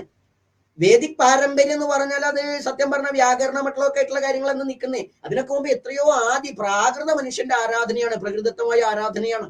അതിനെ മനസ്സിലാക്കാൻ കഴിയാത്തടത്ത് അത് ഈ പുരോഗമനപരമായി മുന്നോട്ട് വന്നിരിക്കുന്ന ഈ മനുഷ്യന്റെ പ്രശ്നം മാത്രമാണ്. സത്യത്തിൽ ഇതിനെ എന്തൊരു കാര്യം നിഷേധിക്കണമെങ്കിൽ അറിയാൻ ശ്രമിക്കുന്നില്ല എന്നൊരു പോരായ്മയാണ് നന്നായിട്ടുള്ളത്. ഇല്ല എന്ന് ദുബായ് കണ്ടിട്ടില്ലെങ്കിൽ ദുബായ് ഇല്ല എന്ന് പറഞ്ഞ പോലെ ഇത് അനുഭവിച്ചിട്ടില്ല. നേരത്തെ പറഞ്ഞ സാമയുടെ കാര്യമാണ്. ഇത് അനുഭവിച്ചിട്ടില്ല, എന്താണെന്നും അറിയില്ല. അപ്പൊ ഒന്ന് അതുകൊണ്ട് ഇല്ല എന്ന് പറയാ. പിന്നെ മോശം എന്ന് പറഞ്ഞ ആളുകളെ സംബന്ധിച്ച് തന്നെയാണ് പ്രശ്നം. സ്വന്തം അച്ഛൻ്റെ അപ്പൂപ്പന്മാരുടെ പേരൊക്കെ ചിലപ്പോൾ പണ്ട് നീലെന്നോ ചക്കന്നോ പൊങ്ങന്നൊക്കെ പേരുള്ള ആളുകളുണ്ട് ഇവിടെ. പണ്ട് അച്ഛനപ്പന്മാർ അച്ഛന്റെ പേരടക്കം മാറ്റണ്ടാവും, രാമനും സീതയൊക്കെ ആയിട്ടുണ്ടാവും. അതിന് മുമ്പുള്ള ആളുകളുടെ പേരൊക്കെ പലപ്പോഴും നമുക്ക് അർത്ഥം കിട്ടില്ല. പറഞ്ഞാൽ ഇന്നത്തെ ഭാഷാ പ്രയോഗത്തിൽ അർത്ഥമില്ലായ്മയാണ് ബൈജുജിയത്, അല്ലാണ്ട് അതിന് അർത്ഥം ഇല്ലാണ്ടല്ല. അപ്പൊ അങ്ങനെ ഇപ്പൊ ചാത്തനാർ, സംഘകാല കൃതികളിൽ ഏറ്റവും പ്രധാനപ്പെട്ട ഒരു വ്യക്തിയാണ് ചാത്തനാര്. അദ്ദേഹത്തിൻ്റെതായിരിക്കുന്ന ഒത്തിരി ഗ്രന്ഥങ്ങളുണ്ട്. ആ ചാത്തനാർ എന്നുള്ള പേര് കേട്ടെന്ന് ആരാടുക? ഇന്നിപ്പോ അധസ്ഥിതരായി പറയുന്ന അടിസ്ഥാന വർഗ്ഗക്കാരനെ ചാത്തനാരെന്ന് പേരിടില്ല. അപ്പൊ ആരും ഇടുന്നില്ല. അയ്യപ്പൻ എന്നുള്ള പേരൊക്കെ പോയിക്കൊണ്ടിരിക്കുന്നു. ശബരിമല അയ്യപ്പൻ സ്റ്റാർ ആയിരിക്കും, പക്ഷെ ആളുകള് മക്കൾക്ക് അയ്യപ്പൻ ഇടുന്നുണ്ടോ? പക്ഷെ അങ്ങനെ പോയി കാലം കഴിയുമ്പോ അയ്യപ്പൻ എന്ന് പറയുമ്പോ അയ്യേ അപ്പൻ എന്നുള്ള പേരൊക്കെ ഇട്ടിരിക്കുന്നു. ഇങ്ങനെയൊക്കെ ആളുകൾ പറയും. അതായത് കാലം മാറിയപ്പോൾ നമ്മുടെ തനത് ഭാഷാ പ്രയോഗങ്ങൾ, പക്ഷെ തദ്ദേശീയമായിരിക്കുന്ന ഇത് ദ്രാവിഡ ദേശ, ഈ നാട്ടിലുള്ള ഒരു കൾച്ചർ ഉണ്ട്. ആ കൾച്ചർ നശിക്കുന്നതിന്റെ ലക്ഷണമാണ്, പൂർണ്ണമാകുന്നതിന്റെ ലക്ഷണമാണ് ഇതിന്റെ പ്രയോഗങ്ങൾ മോശമാണ് തോന്നും. ഈ കൾച്ചറെ മോശമാണ് തോന്നും. ഇവിടുത്തെ പല ദൈവങ്ങളും സംഘകാല കൃതികളിൽ കാണപ്പെടുന്ന ദൈവസങ്കല്പങ്ങളൊന്നും ഇപ്പൊ ഈ നാട്ടിൽ പലതും ഇല്ല. അതെന്താ വെച്ചാൽ സ്വാംശീകരിച്ചതാണ്. തെറ്റാന്ന് നമ്മൾ കാണില്ല. ഒക്കെ ഹിന്ദുമതം സ്വാംശീകരിച്ചു. പക്ഷെ ഒരു കാര്യമുണ്ട്, സ്വാംശീകരിക്കുമ്പോൾ മറ്റതിനെ തള്ളാൻ പാടില്ല, മറ്റതിനെ നിലനിർത്തണം. ഈ കാര്യം പറയുമ്പോൾ ബൈജുജി ഒരു കാര്യം മനസ്സിലാക്കണം. നമുക്ക് ഹിന്ദുവിലെ എല്ലാതിനെയും ന്യായീകരിച്ചുകൊണ്ട് മുന്നോട്ട് പോകാൻ കഴിയില്ല. അനീതികളെ പറയേണ്ടി വരും. എന്താ വെച്ചാല് ഹിന്ദു ധർമ്മം ഒരു ശിലയല്ല, ഒരു പടുവൃക്ഷമാണ്. അതിന് ശാഖകളുണ്ട്. ആ ശാഖ വെട്ടി ഒന്നാക്കാൻ ശ്രമിച്ചിട്ടുണ്ടെങ്കിൽ അതിന് പോരായ്മകൾ. ആ പോരായ്മയാണ് എപ്പോഴും ഹിന്ദു ഇന്ന് അനുഭവിക്കുന്ന ബാഹ്യമായിട്ടുള്ള ആക്രമണത്തിന് കാരണം. അതിലൊന്നു തന്നെയാണ് ഇതും. ഈ പറയുന്ന ഇവരുടെ സ്വത്വത്തെ നിലനിർത്തുന്നതിന് പകരം ഇവരെ മറ്റൊന്നാക്കുകയാണ് ആക്കിക്കൊണ്ടിരിക്കുകയാണ് ചെയ്യുന്നത്. വേദിക് ഹിന്ദു ആക്കുകയല്ല വേണ്ടത്. ഇപ്പൊ ഹിന്ദു സംഘടന, RSS പോലുള്ള സംഘടന പോലും അങ്ങനെ വേണ്ടെന്നാ പറയുന്നത്. പക്ഷെ പലപ്പോഴും അതിന്റെ ഉള്ളിലെ ആളുകൾക്ക് പോലും, സന്യാസിമാർക്ക് പോലും ഒരു വേദിക് കൾച്ചറാണ് ഹിന്ദുയിസം എന്നൊരു തോന്നലുണ്ട്. അത് സക്കീർ നായിക്കിനെ പോലുള്ള ആളുകൾ ഹിന്ദുവിനെ പറയുമ്പോഴും വേദിക് കൾച്ചർ എടുത്തിട്ടാണ്, വേദിക് ടെക്സ്റ്റുകളാണ് വ്യാഖ്യാനിക്കുന്നത്. ഹിന്ദു വേദിക് അല്ല. ഹിന്ദു ആത്യന്തികമായി ഈ ചതുർവേദമല്ല ഹിന്ദു. ഹിന്ദു എന്ന് പറഞ്ഞാൽ വിവിധങ്ങളാണ്. ആ വിവിധങ്ങളിലായിട്ട് ഏറ്റവും ഇമ്പോർട്ടന്റ് ആയിട്ട് നിലനിൽക്കേണ്ട സമൂഹമാണ് ആദ്യം വരിക. കാരണം ഇവിടെ മതം മാറ്റങ്ങൾ ഒത്തിരി ഉണ്ടായ സമയത്ത് പല കാരണങ്ങൾ കൊണ്ട് മതം മാറിപ്പോയിട്ടും ഒരു പറ്റം ആളുകൾ ഇന്നും മതം മാറാതെ ഈ രാഷ്ട്രത്തിന്റെ സ്വത്വം നിലനിർത്തിക്കൊണ്ട് രാഷ്ട്രബോധത്തോടു കൂടി ഈ ധർമ്മത്തിൽ തന്നെ വർത്തിക്കുന്നു എങ്കിൽ അതിന് കാരണം വേദപാരമ്പര്യങ്ങളല്ല, അല്ലെങ്കിൽ വ്യവസ്ഥ തന്ത്രപാരമ്പര്യങ്ങളല്ല, ഇവർ പറയപ്പെടുന്ന പാണ്ഡിത്യത്തിന്റെ മേഖലയല്ല. അവരുടെയൊക്കെ ആ ഒരു മണ്ണിനോട് ഇണങ്ങി ജീവിച്ച മണ്ണിന്റെ ദൈവങ്ങളെ നെഞ്ചോട് ചേർത്ത് പോയ ആ സംസ്കൃതിയാണ്. അതില്ലാതാകുക എന്നുള്ളത് അപ്പോൾ ആരുടെ കാഴ്ചപ്പാടായിരിക്കും?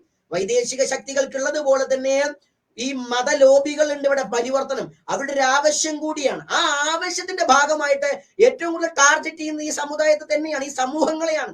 ഈ സമൂഹങ്ങളെ അവിടുന്ന് അടർത്തിയെടുക്കണം എന്ന് അവര് കരുതുമ്പോൾ ഇവിടെയുള്ളവർ മനസ്സിലാക്കണം എന്താണ്, അവരെ മറ്റൊന്നാക്കി കഴിഞ്ഞാൽ അവിടെയാണ് നമ്മളുടെയൊക്കെ ഒരു ഫ്രീഡം ഫൈറ്റ് നടക്കുന്നത്. നമ്മളൊക്കെ നിരന്തരമാണ് ഹിന്ദുവാണ്, നമ്മളൊരു ഡിനോമിനേറ്റ് ആണ്, നമ്മൾ വേദിക് ഹിന്ദു അല്ല. വേദത്തിനോട് നമുക്കൊരു മുഷിലുമില്ല, വേദത്തേക്ക് നമുക്ക് ഇഷ്ടമാണ്, എല്ലാ വേദിക് ഗ്രന്ഥങ്ങളെയും നമുക്ക് ഇഷ്ടമാണ്. പക്ഷെ മറിച്ച് അതല്ല. അപ്പൊ അവിടെ ഈ കൾച്ചറിനെ ആക്ഷേപിച്ചുകൊണ്ടിരിക്കുമ്പോൾ, ഇത് ഇല്ലാണ്ടാകുമ്പോൾ സംഭവിക്കുക, ഇവൻ ഈ ഗോത്ര കൾച്ചർ ഉള്ളതിനോടാണ് താല്പര്യം വരിക. ഗോത്ര കൾച്ചർ നമ്മൾ വേദിക്കിന് ഗോത്രയാണെങ്കിൽ പോലും വേദിക്ക് ഈ ചര്യകൾ, പൂജ അല്ലെങ്കിൽ ഹോമം, ഇത്തരം കാര്യങ്ങൾ ഈ ആദ്യ സമൂഹത്തിന് പെട്ടെന്ന് വഴങ്ങില്ല. അവർക്കപ്പോൾ പെട്ടെന്ന് വഴങ്ങി എന്താണ്, ഒരു സംശയവുമില്ല. അവർക്ക് ഇസ്ലാമിക്, ക്രൈസ്തവ, ബൗദ്ധ, ത്രയാന ബുദ്ധിസം ഇത്തരം കാര്യങ്ങളിലേക്കൊക്കെയാണ് അവർ പെട്ടെന്ന് കൾച്ചർ, ആ കൾച്ചർ അവർക്ക് സ്വീകരിക്കാൻ നല്ലത്. ഇത് പെട്ടെന്ന് സാധ്യമല്ല. സാധ്യമായാൽ തന്നെ ഹിന്ദുക്കൾക്ക് അംഗീകരിക്കാനും, എല്ലാ ഹിന്ദുക്കൾക്കും അംഗീകരിക്കാനും പറ്റില്ല. അതുകൊണ്ട് നമ്മൾ ഈ മാറ്റമല്ല. അതുകൊണ്ട് ഇനിയെങ്കിലും ഇത്തരം ആളുകൾ അങ്ങയുടെ ചോദ്യത്തോടെ തന്നെ മനസ്സിലാക്കുക, അങ്ങയുടെ പ്രശ്നമല്ല മറ്റുള്ളവരുടെ പറഞ്ഞ് ചോദ്യം കൊണ്ട് തന്നെ മനസ്സിലാക്കുക. ഇവിടെയുള്ള ആദിമന്റെ ആചാര വിശ്വാസ പദ്ധതികൾ, ആ ദൈവങ്ങൾ നാരായണ ഗുരുവിന് പോലും തെറ്റുപറ്റിയിട്ടുണ്ട്. നാരായണ ഗുരുദേവൻ പോലും പറയുന്നത് മാടനും മറുതിയും ഒക്കെ എന്താ വെച്ചാൽ ദുർമൂർത്തിയാണെന്ന് അദ്ദേഹം പറഞ്ഞു വെച്ചത്. സത്യത്തിൽ ദുർമൂർത്തിയാണെന്ന് അത് അദ്ദേഹത്തിന് അദ്ദേഹത്തിന്റെ കുറ്റമല്ല. ആ കാലഘട്ടത്തിലുള്ളവർക്കൊന്നും തന്നെ ഈ ആചാരത്തിന്റെ ഈ ഒരു എന്താ ചെയ്യേണ്ടതെന്ന് അറിയില്ല. അപ്പൊ ആ ഭാഗത്ത് ഇതൊക്കെയാണ് കാരണം എന്ന് കരുതാണ്. ഇതല്ല കാരണം. ഇത് അതുപോലെ ചില ആളുകൾ പറയും, നമ്മൾ കേട്ടിട്ടുണ്ട്, മറ്റ് ദൈവങ്ങളൊന്നും ഇല്ലാത്തോണ്ടാണ്, അമ്പലത്തിൽ കയറ്റാത്തോണ്ടാണ് ഇവിടുത്തെ ആദിമർ ഈ മാടനെയും മർദ്ദനെയും ചാത്തനെയും നീലിനെയൊക്കെ വിളിച്ചിരുന്നതെന്ന്. അങ്ങനെയൊന്നും അല്ല. മുസ്ലിങ്ങൾ അള്ളാന്ന് വിളിക്കണത് നമ്മൾ അമ്പലത്തിൽ കയറ്റാത്തോണ്ടാണോ? അവരെ പ്രവാചകൻ അവർക്ക് അള്ളാന്ന് പറഞ്ഞു കൊടുത്തോണ്ടല്ലേ. അതിനുമുമ്പ് യഹോവ എന്ന് പറഞ്ഞ വിളിച്ച ആൾക്കാരില്ലേ കർത്താവ്, അപ്പൊ അവര് അമ്പലത്തിൽ കയറ്റാത്തോണ്ടല്ല. അതായത് ഹിന്ദു ധർമ്മത്തിന്റെ അകത്തുള്ള വിവിധങ്ങളായിരിക്കുന്ന ദൈവിക പദ്ധതികളുണ്ട്. ആ പദ്ധതികളിൽ ഈ പദ്ധതിയിലുള്ള ദൈവനാമങ്ങളാണിത്. ആ ദൈവനാമങ്ങളുടെ റിലേറ്റഡ് ആയിട്ടുള്ള കർമ്മ പദ്ധതികളുണ്ട്. അതിൻ്റെതായ പേരുണ്ട്. അതിൽ മോശത്തരം ഒന്നും തന്നെ ഇല്ല. അവര് കഴിക്കുന്ന ഭക്ഷണവും അവരുടെ ജീവിതശൈലിയുമായിട്ടുള്ള പ്രകൃതിദത്തമായിട്ടുള്ള രീതികൾ ഉണ്ടായിരിക്കും. അത് നമുക്ക് പ്രാകൃതമായിട്ട് തോന്നും. പ്രകൃതിദത്തം ശരിയാണ്. മോശം നടത്തിലാണെങ്കിൽ അത് നമ്മൾ മാറ്റണം. നമ്മൾ സ്വയം നമ്മൾ പുരോഗമനം പറയുന്നവരാണ് മാറേണ്ടത്. എന്നിട്ട് ഇതിന്റെ ഗുണങ്ങളെ സാധ്യമാണെങ്കിൽ നമ്മൾ ഏറ്റെടുക്കുകയാണ് വേണ്ടത്. ഞങ്ങളുടെ അടുത്ത ചോദ്യം ഉണ്ടെങ്കിൽ അതിന് മറുപടി ഒന്നുകൊണ്ട് പറയാം, അല്ലെങ്കിൽ മറ്റു കാര്യങ്ങൾ കുറച്ചുകൂടി പറയാനുണ്ട്. ഇപ്പൊ നമ്മൾക്കറിയാം, ഈ കടമറ്റത്ത് കത്തനാർ എന്നുള്ളൊരു കഥാപാത്രത്തെ നമ്മൾക്കറിയാം. അതുപോലെ അലാവുദ്ദീനും അത്ഭുത വിളക്കും എന്നെടുക്കാം. എന്നാൽ ഈ ഒന്ന് രണ്ട് വിരലിൽ എണ്ണാവുന്ന കഥാപാത്രങ്ങളെയും അതുപോലെ ഈ സിനിമാ മാധ്യമങ്ങളിലൂടെയൊക്കെ വന്നിട്ടുള്ള ആ ഒരു ഇതൊക്കെ നമ്മൾക്കറിയാം, ഈ മാധ്യമങ്ങളിലൂടെ വന്നിട്ടുള്ള കാര്യം. പക്ഷെ ഹിന്ദുക്കളെ പ്രതിനിധീകരിച്ചുകൊണ്ട് നമ്മൾക്കറിയാം, ഏറ്റവും അവസാനം വന്നിട്ടുള്ള ഒടിയൻ എന്നുള്ള സിനിമ വേണമെങ്കിൽ നമുക്ക് എടുക്കാം. അതിന് പിറകോട്ട് മമ്മൂട്ടി അഭിനയിച്ചിട്ടുള്ള അഥർവോ അങ്ങനെ എന്തോ ഒരു സിനിമ ഉണ്ടെന്ന് തോന്നുന്നു, പേര് മാറിയിട്ടുണ്ടെങ്കിൽ ക്ഷമിക്കണം. അതുപോലെ മോഹൻലാല് അഭിനയിച്ചിട്ടുള്ള കൃഷ്ണപരുന്തിന്റെ ആ ഒരു അവസാനം അവര് കൃഷ്ണപരുന്ത് ആക്രമിച്ച് കൊലപ്പെടുത്തുന്ന ഒരു മാന്ത്രികന്റെ കഥ. അങ്ങനെ ഒരുപാട് കഥകളെ ചിത്രീകരിച്ചുകൊണ്ട് സിനിമ എന്ന് പറയുന്ന മാധ്യമത്തിലൂടെ തന്നെ എത്രത്തോളം ഈ പറയുന്ന ഈ കർമ്മങ്ങളെ ഇകഴ്ത്തി കാണിക്കാൻ വേണ്ടിയിട്ടാണോ ശ്രമിച്ചിട്ടുള്ളത്, അതോ അത് ഉയർത്തി കാണിക്കാൻ വേണ്ടിയിട്ടാണ്? എങ്ങനെയാണ് അങ്ങയുടെ ഒരു അഭിപ്രായം വരുന്നത് അതിന്?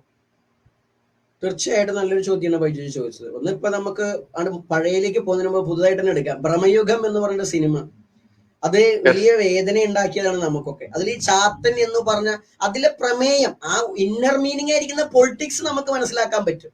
എന്നാ പൊളിറ്റിക്സ് പറയാൻ വേണ്ടി ഉപയോഗിച്ച ദൈവം, ആ ചാത്തൻ എന്നതിന് പകരം ഒരു അള്ളാഹ് എന്നോ ഒരു കർത്താവ് എന്നോ ഒരു യഹോവ എന്നോ നമ്മൾ ശിവൻ എന്ന് പോലും പറഞ്ഞിരുന്നെങ്കിൽ ഇവിടുത്തെ അവസ്ഥ എന്താകുമായിരുന്നു?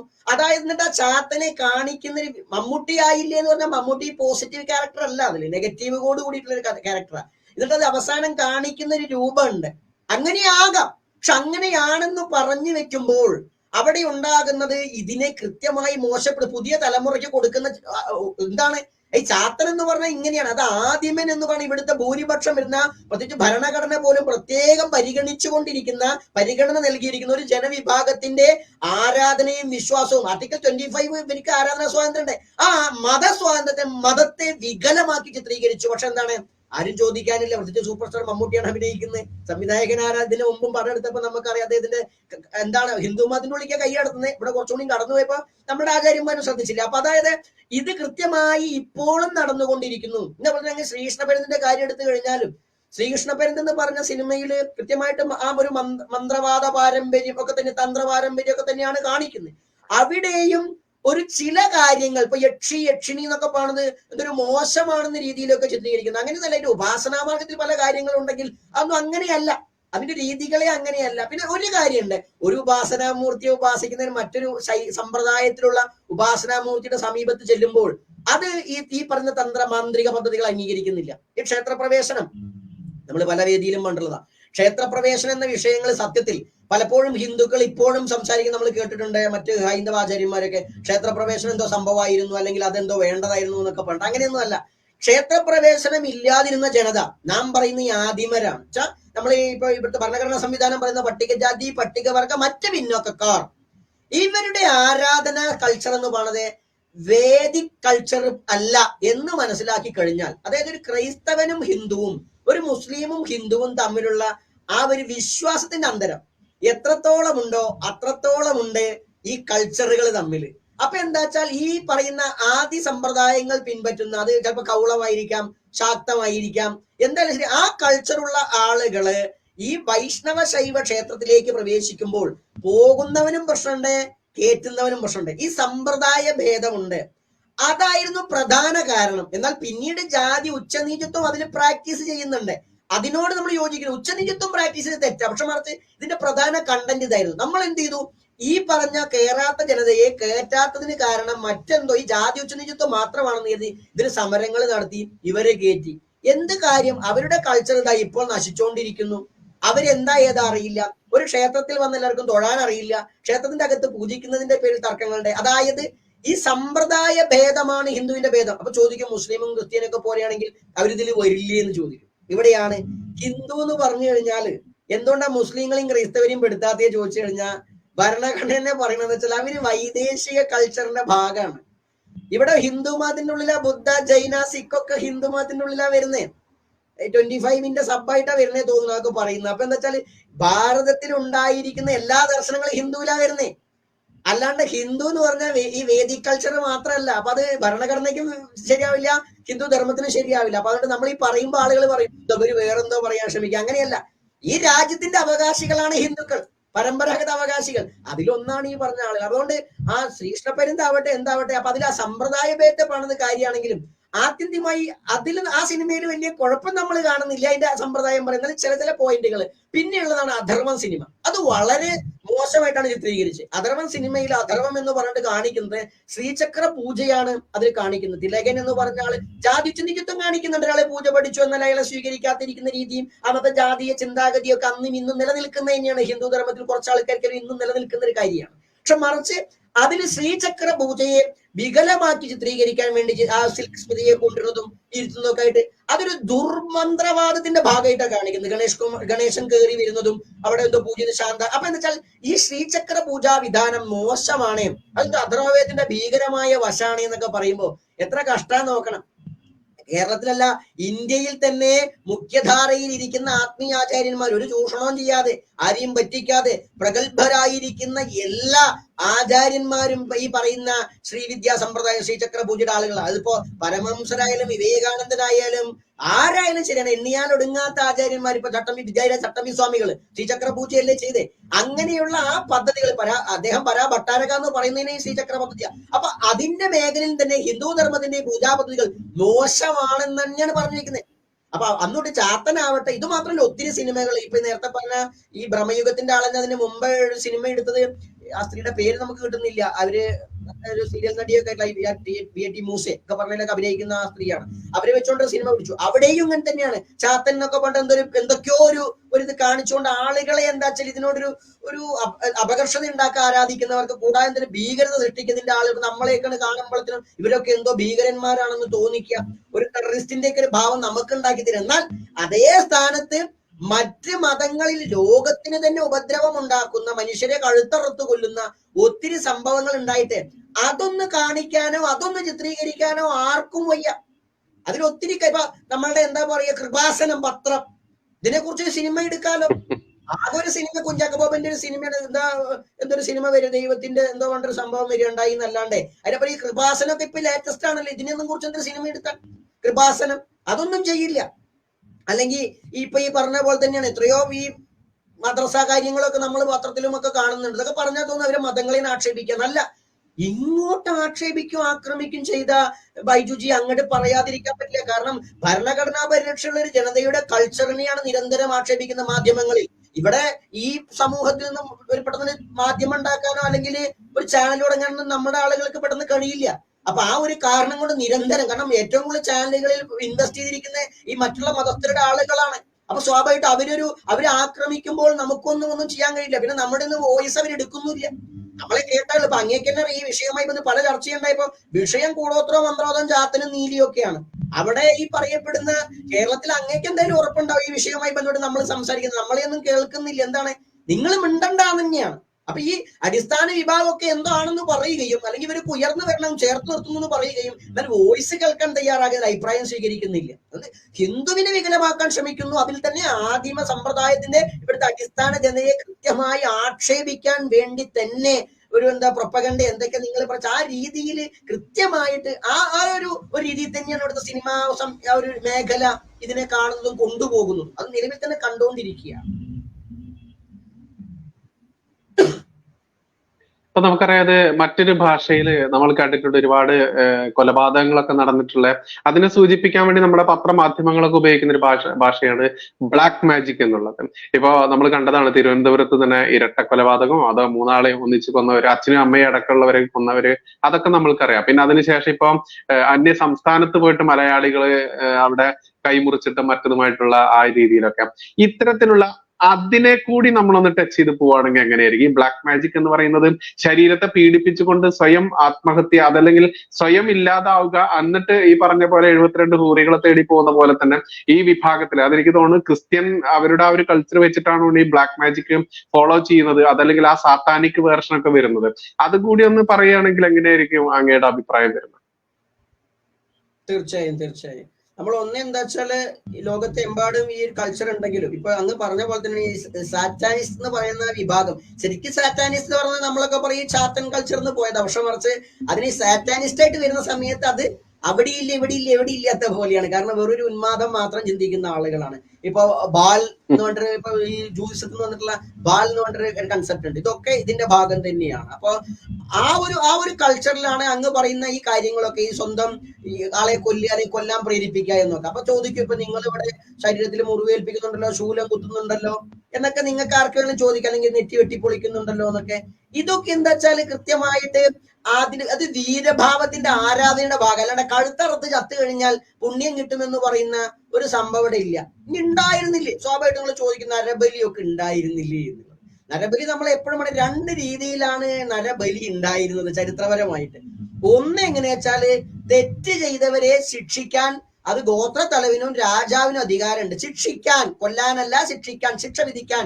അവിടുത്തെ ന്യായാധിപന്മാരെ വിളിച്ച് ആ ന്യായാധിപന്മാർ ഇവരുടെ വാദം കേട്ട് അതിൽ തെറ്റുകാരെന്ന് കണ്ടു കഴിഞ്ഞാൽ അത് കൊലപാതകം കൊടുക്കേണ്ട ശിക്ഷയാണെങ്കിൽ, കൊല്ലേണ്ട ശിക്ഷയാണെങ്കിൽ ആ കൊല്ലാൻ വേണ്ടി വിധിക്കും. ആ കൊല്ലുമ്പോൾ എന്ത് ചെയ്യും? ആ കുലദേവതയുടെ ഗോത്രദേവതയുടെ മുന്നിൽ വെച്ച് അയാളെ കഴുത്ത് വെട്ടിക്കൊല്ലും. അത് ഗോത്രമതങ്ങളുടെ ഒക്കെ ഭാഗമാണ്. അതിപ്പോ ഇസ്ലാമിലൊക്കെയാണ് അവസാനം നിലനിൽക്കുന്നത്. അപ്പൊ ഇന്ന് പോയിട്ട് ഇന്ത്യൻ ജുഡീഷ്യറി ഒക്കെ വന്ന സമയത്ത് എന്തായി? കഴുത്ത് വെട്ടില്ല, മറിച്ച് തൂക്കിക്കൊല്ലും അങ്ങനെയുള്ള ആളുകളെ എന്നുള്ള നിയമം ഓൾറെഡി ഉള്ളതാണ്. അപ്പൊ അത് രാജാവിന് പകരം ഇന്നെന്തായി? ജനാധിപത്യ സംവിധാനത്തിൽ മന്ത്രിമാരും മറ്റതായി, പിന്നെ നീതിന്യായ വ്യവസ്ഥയുടെ ഭാഗമായിട്ട് ജഡ്ജിമാരും പോലീസുമാരും ഒക്കെ. അപ്പൊ ആ ഒരു സംഭവം ഉള്ളത് തന്നെയാണ്.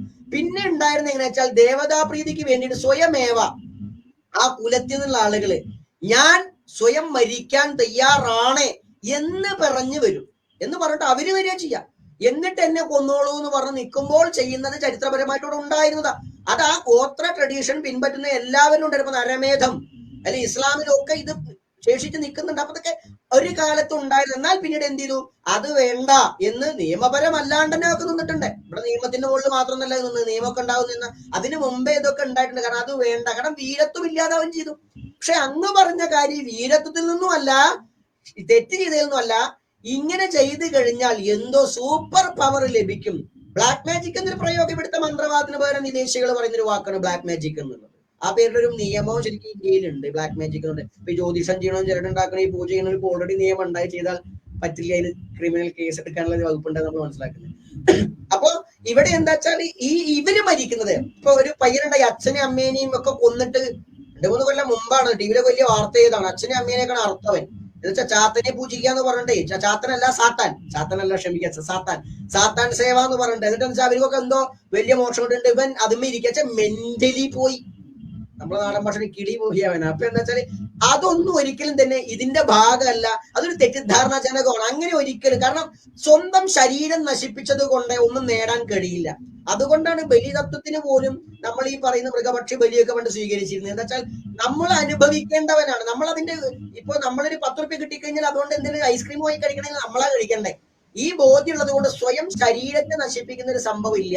പിന്നെ പഞ്ചമകാരങ്ങൾ, മദ്യ, മത്സ്യ, മാംസം, മുദ്ര, മൈഗ്രഹം തുടങ്ങിയ മാംസതത്വത്തെ അതിന്റെ ഭാഗമായിട്ട് ചില കാര്യങ്ങൾ, ഇപ്പൊ നാവില് നമ്മൾ മാംസത്വം എന്ന് പറഞ്ഞാൽ നാവിനെ അടക്കുകയാണ്, സംസാരം ഇല്ലാണ്ടൊക്കെ നിയന്ത്രിക്കുക. അപ്പൊ സ്വാഭാവികമായിട്ട് ശൂലം ഒക്കെ ചെയ്യും. അത് ഇതും രണ്ടും വേറെ വേറെയാ. പിന്നെ പോലെ നിർബന്ധിച്ച് ചെയ്യുന്ന രീതിയില്ല, തെറ്റിദ്ധരിപ്പിച്ച് ചെയ്യുന്ന രീതിയില്ല, കലി ആവേശിച്ച് അവർ ചെയ്യുന്ന അതൊക്കെ ആ അനുഭൂതിയിൽ നിന്ന് സംഭവിക്കുന്നതാ. അതുകൊണ്ട് രണ്ടിനെയും ചേർത്ത് വായിക്കാൻ പാടില്ല. ഇത് പറയുമ്പോ ഒപ്പം ആളുകൾ പറയും ഒന്ന് നരബലിയ, പിന്നെ പറയാ സദ്യ പറയാ. ഈ സദ്യ ഒക്കെ ചെയ്തത് ആരാ? എത്ര ആള് ചെയ്തു?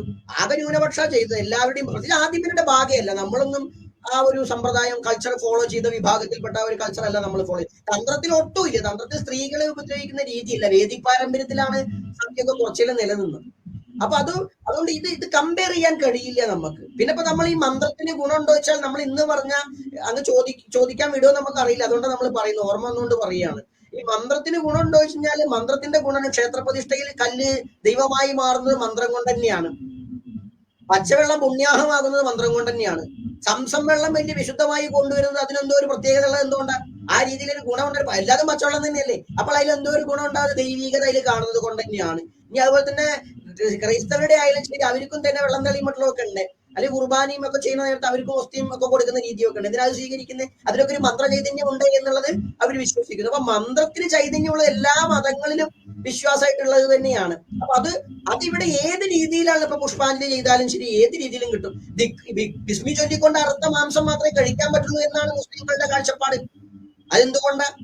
ആ മന്ത്രത്തിനൊരു ഗുണം അല്ലെങ്കിൽ ബിസ്മി ചൊല്ലണ്ടല്ലോ, നമ്മൾ 1 തൊട്ട് 10 വരെ എണ്ണിയാ പോരെ, ആ കൗണ്ട് ചെയ്താ പോരെ. ഇവരെ റോക്കറ്റ് പോണ പോലെ 10, 9, 8, 7, 6, 5 അങ്ങോട്ട് എണ്ണിയാ പോരെ, എന്നിട്ട് അവസാനം വെട്ടിയാ പോരെ. അല്ല, ബിസ്മി ചൊല്ലണം തന്നെയാണ്. അതായത് മന്ത്രത്തിന് പവർ ഉണ്ട് എന്നുള്ളത് കൊണ്ട് മന്ത്രം ഈ പറയുന്ന വ്യവസ്ഥാപിത മതങ്ങൾ സ്വീകരിച്ചുകൊണ്ട് ആരാധിക്കുന്നു എങ്കിൽ ഇവിടെ അതാകാം.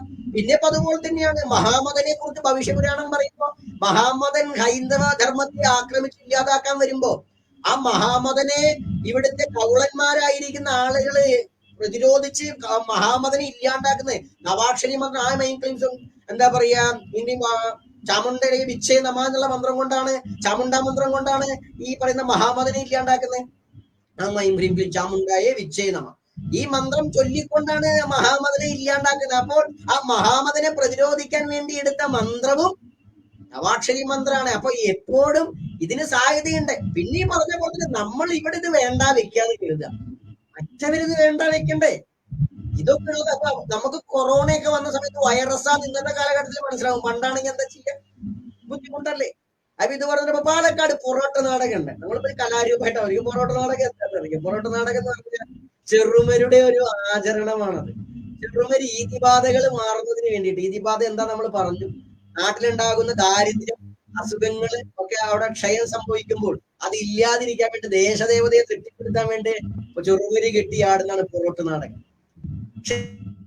ഇന്നിപ്പത് കലാരൂപമായിട്ട് മാറി. അപ്പൊ അതിൽ വാക്കും പ്രയോഗമൊക്കെ ചിലപ്പോൾ ചിലതൊക്കെ ഉണ്ടായിരിക്കും. അതാ പറഞ്ഞു, അതൊന്നും തെറിയല്ല എന്നാണെങ്കിൽ ആ വാക്കിൻ്റെതായിരിക്കുന്ന ഫിലോസഫി മനസ്സിലാക്കണം. അപ്പോഴാണ് തെറിയല്ല. അപ്പൊ അതുകൊണ്ട് ഓരോന്നും, അപ്പൊ ഈ പറഞ്ഞ സർപ്പം തുള്ളൽ നടത്തുന്നതാവട്ടെ ഒക്കെ വിശ്വാസപരമായിട്ട് തന്നെയാണ് നടന്നുകൊണ്ടിരിക്കുന്നത്. ആ കൾച്ചർ ഇവിടെ നിലനിൽക്കണം. ഒന്ന് നമ്മൾ എന്താ ഫോക്ക് കലാരൂപങ്ങൾക്കൊക്കെ പ്രാധാന്യമുള്ള പോലെ തന്നെയാണ് ഇതിന്റെ ആചാരങ്ങളും അങ്ങനെ കാണണം. പിന്നെ ഇപ്പൊ നേരത്തെ പറഞ്ഞ നിർത്തലാക്കണം എന്ന് പറഞ്ഞ പ്രേതവർഷിപ്പ് ഒക്കെ നിർത്തലാക്കണം എന്നാ പറഞ്ഞു. പ്രേതം നിർത്തലാക്കുക എന്ന് പറയുമ്പോൾ ചില പള്ളികളിലൊക്കെ ഈ അവര് മരിച്ചോടത്ത് പോയിട്ട് ഖബറിൽ പോയി പ്രാർത്ഥന ഉണ്ട്, അത് നിർത്തലാക്കാൻ പറയോ? അതുപോലെ തന്നെ ചർച്ചിൽ ഈ പറഞ്ഞ പോലെ തന്നെ സെമിത്തേരിയിൽ പോയിട്ടുള്ള പ്രാർത്ഥന ഉണ്ട് ഞായറാഴ്ച ചില ആളുകൾ, അത് നിർത്തലാക്കാൻ പറയില്ല. ആകെ എന്താണെന്നറിയോ, നമ്മൾ ഈ പറഞ്ഞുകൊണ്ടിരിക്കുന്ന ആളുകളുടെ ആചാരങ്ങൾ നിർത്തലാക്കാണ്. അത് പണ്ട് കാലം തൊട്ട് അങ്ങനെ വിത്തെറിയുന്ന പോലും പ്രാർത്ഥിച്ച് വിത്തെറിഞ്ഞപ്പോ അതങ്ങോട്ട് നിർത്തലാക്കി. എന്നിട്ട് എന്ത് ചെയ്തു, ഇവര് വിശ്വാസം ഇല്ലാണ്ടാക്കി.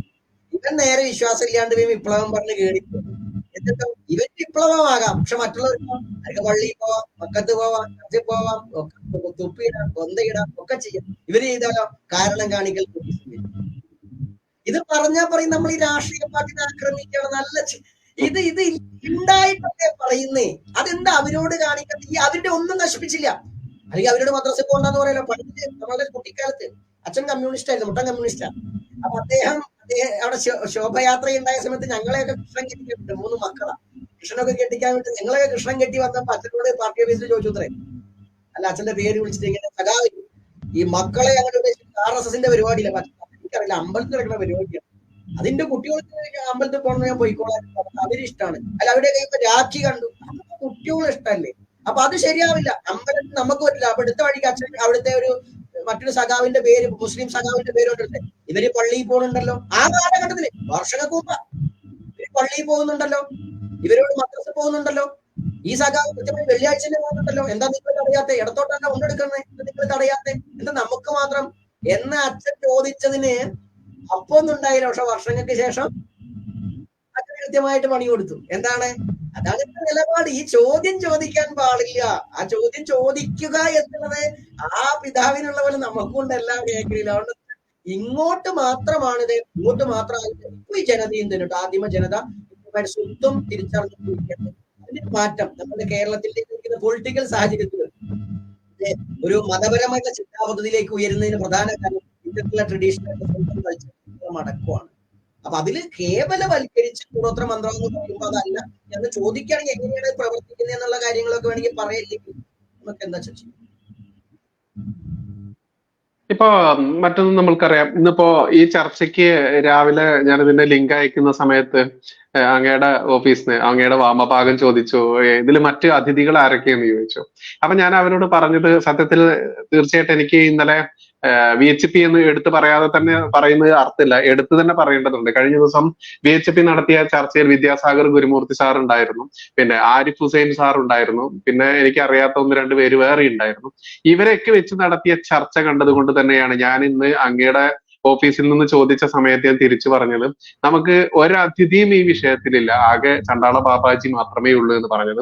നമുക്ക് ഈ ഒരു വിഷയത്തിൽ ഏറ്റവും കൂടുതൽ ആധികാരികമായിട്ട് സംസാരിക്കേണ്ടത് ചണ്ടാള ബാബാജി മാത്രമാണ് എന്നുള്ളത് ബോധ്യമുള്ളത് കൊണ്ടാണ് ഞാനത് ചെയ്തത്. മാത്രമല്ല, ഇപ്പോ ഏറ്റവും കൂടുതൽ വേദികൾ ഒരുക്കേണ്ടവർ തന്നെ വേദി തരാതിരിക്കുന്നതിനെ പറ്റിയൊക്കെ 1-2 തവണ നമ്മൾ നേതാക്കന്മാരുള്ള സമയത്ത് തന്നെ ബാബാജി സൂചിപ്പിച്ചിട്ടുള്ളതാണ്.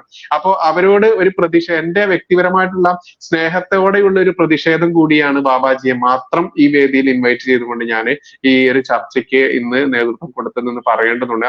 ആ ഒരു വിഷയത്തെ കൂടി, കാരണം നമ്മൾക്കറിയാം അധസ്ഥിത വർഗത്തിന് വേണ്ടി, അതല്ലെങ്കിൽ ഏറ്റവും താഴേക്ക്, ഇവിടെ ജാതിയില്ല മതമില്ല എല്ലാവരും തുല്യരാണ്, ആവിഷ്കാര സ്വാതന്ത്ര്യം മറ്റേ സ്വാതന്ത്ര്യം എല്ലാ സ്വാതന്ത്ര്യവും വിളിച്ചോതുന്ന ആളുകൾ തന്നെ ഇന്നും ഇവിടെ കാട്ടിക്കൂട്ടുന്ന ഒരു വേർതിരിവ് എത്രയാണ് അതിന്റെ ആഴം? ബൈജുജി, ഈ ഒരു വിഷയത്തിൽ നമ്മളിത് പറഞ്ഞാൽ ഉടനെ ചണ്ടാളബാബ ജാതിവാദിയാണ്. സത്യസന്ധമായി പറയുകയാണ്, ഈ ഹിന്ദു ഈ മത കൂട്ടായ്മ എന്ന വാക്ക് ചേർക്കുമ്പോൾ ശരിയാവുള്ളൂ. ഹിന്ദു മതം എന്ന് പറഞ്ഞാൽ ശരിയല്ല. മത കൂട്ടായ്മയുടെ ഏറ്റവും വലിയ പ്രശ്നം ഇത് തന്നെയാണ്. നമ്മളിത് പച്ചയ്ക്ക് പറയുമ്പോൾ ആർക്കും ഇഷ്ടപ്പെടില്ല. പണ്ട് ജാതി കൊടികുത്തി വാഴുന്ന സമയത്താണ് അങ്ങാടിപ്പുറത്തൊരു മാപ്പിള, മലപ്പുറം ജില്ലയിലെ ഒരു മാപ്പിള അനിയനെയും കൂട്ടി മതം മാറിയത്. ആ മതം മാറിയ മാപ്പിളയ്ക്ക് അന്ന് രാജ്യസമാജം മതം മാറ്റി നമ്പൂതിരിപ്പട്ടമാണ് കൊടുത്തത്.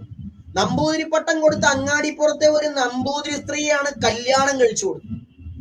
രാമസിംഹൻ എന്നും മറ്റു അതർക്ക് പേരും കൊടുത്തു.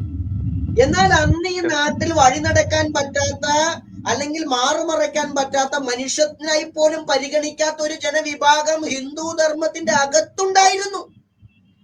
അവരെ ഒരു നമ്പൂരിയാക്കേണ്ട ഒരു നായരാക്കാൻ ഇവർക്ക് കഴിഞ്ഞിട്ടില്ല. ഒരു നായര സ്ത്രീയെ കെട്ടിച്ചു കൊടുക്കാൻ പറ്റിയിട്ടില്ല.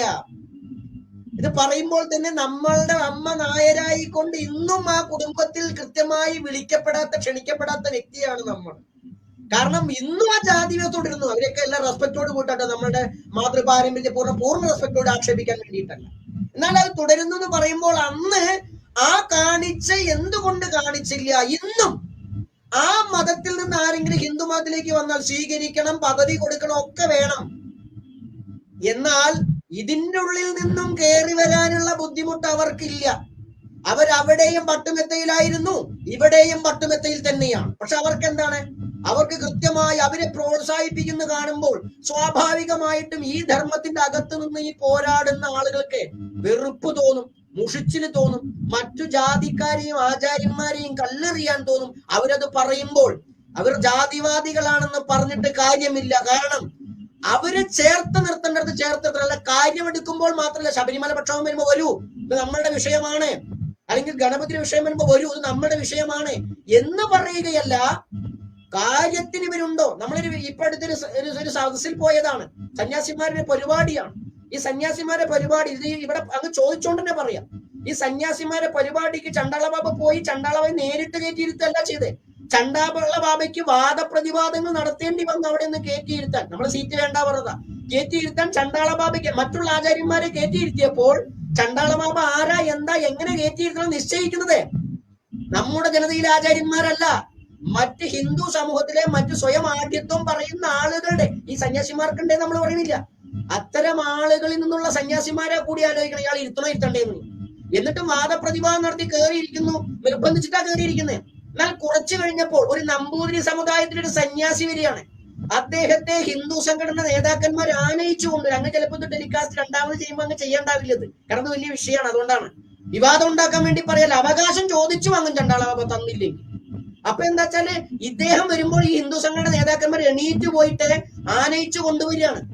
ഈ ഹിന്ദു വിഷയത്തിൽ ഈ പറയുന്ന നമ്പൂതിരിമാരുടേതെന്ന് പറയുന്ന ഏത് സന്യാസി മഠത്തിൽ നിന്ന് ആരാണ് പുറത്തിറങ്ങി സംസാരിച്ചിട്ടുള്ളത്?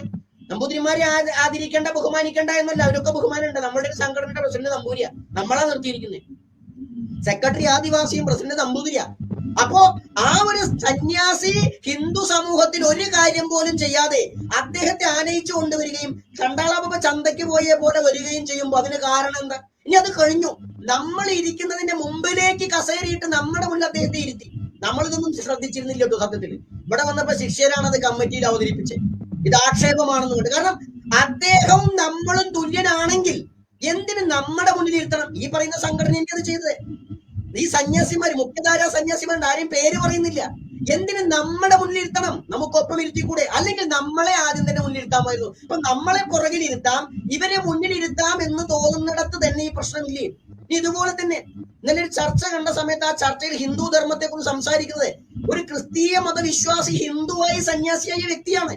അദ്ദേഹം സന്യാസിമാരുടെ സംഘടനയുടെ പ്രധാന പൊസിഷനിൽ ഇരിക്കുന്നു. അപ്പൊ ആ പറയുന്ന പത്രോസ് തട്ടാൽ ശുദ്ധി, ഇന്ന് നമ്മളൊരു കവിത തന്നെ എഴുതിയിട്ടുണ്ട്, നമുക്ക് വിഷമം സഹിക്കാൻ വയ്യാണ്ട്. ഈ എത്ര കാലം കഴിഞ്ഞാലും നമ്മൾ നമ്മളായിരിക്കുമെന്ന് തന്നെയാണ്. ശങ്കരന്റെ പദത്തിലേറാനും ഏറ്റാനും ഇവിടെ ആരും ഉണ്ടാകില്ല എന്ന് തന്നെയാണ്. ശങ്കരാചാര്യരെ നമ്മൾ ആദരിക്കുന്നു. എന്നാൽ ശങ്കരാചാര്യ ആദരിക്കുന്നതിന് എന്തിനാ നാട്ടിലെ നമ്പൂതിരിമാര് സന്യാസിമാരെ ആദരിക്കുന്നത്? ഏത് സന്യാസിക്കുണ്ട് ഈ ശങ്കരാചാര്യയുടെ പാരമ്പര്യം? അപ്പൊ അവര് വരുമ്പോൾ നേരെ എണീറ്റ് നിന്ന് ആനയിച്ചു കൊണ്ടുപോകുന്നു, കൊത്തും മേധവും പഞ്ചവാദ്യമായിട്ട് കൊണ്ടുപോകുമ്പോൾ നമ്മളെ വേണ്ട, നമ്മുടെ സമൂഹത്തിൽ നിന്ന് ഒരു ആചാര്യനെ, ഒരു സന്യാസി എന്താ കൊണ്ടുപോകാത്തെ? അത് കൊണ്ടുപോകാത്തിടത്തോളം കാലം ഈ ചർച്ചയിൽ പോലും സംവരണം വേണ്ട എന്ന് പറയാൻ എളുപ്പം. ആ ചർച്ചയിൽ സംവരണം ഉണ്ടെങ്കിൽ കേരളത്തിൽ നമ്മളെ പ്രാതിനിധ്യം ആ ചർച്ചയിൽ ഉണ്ടാവില്ലേ ബൈജുജി?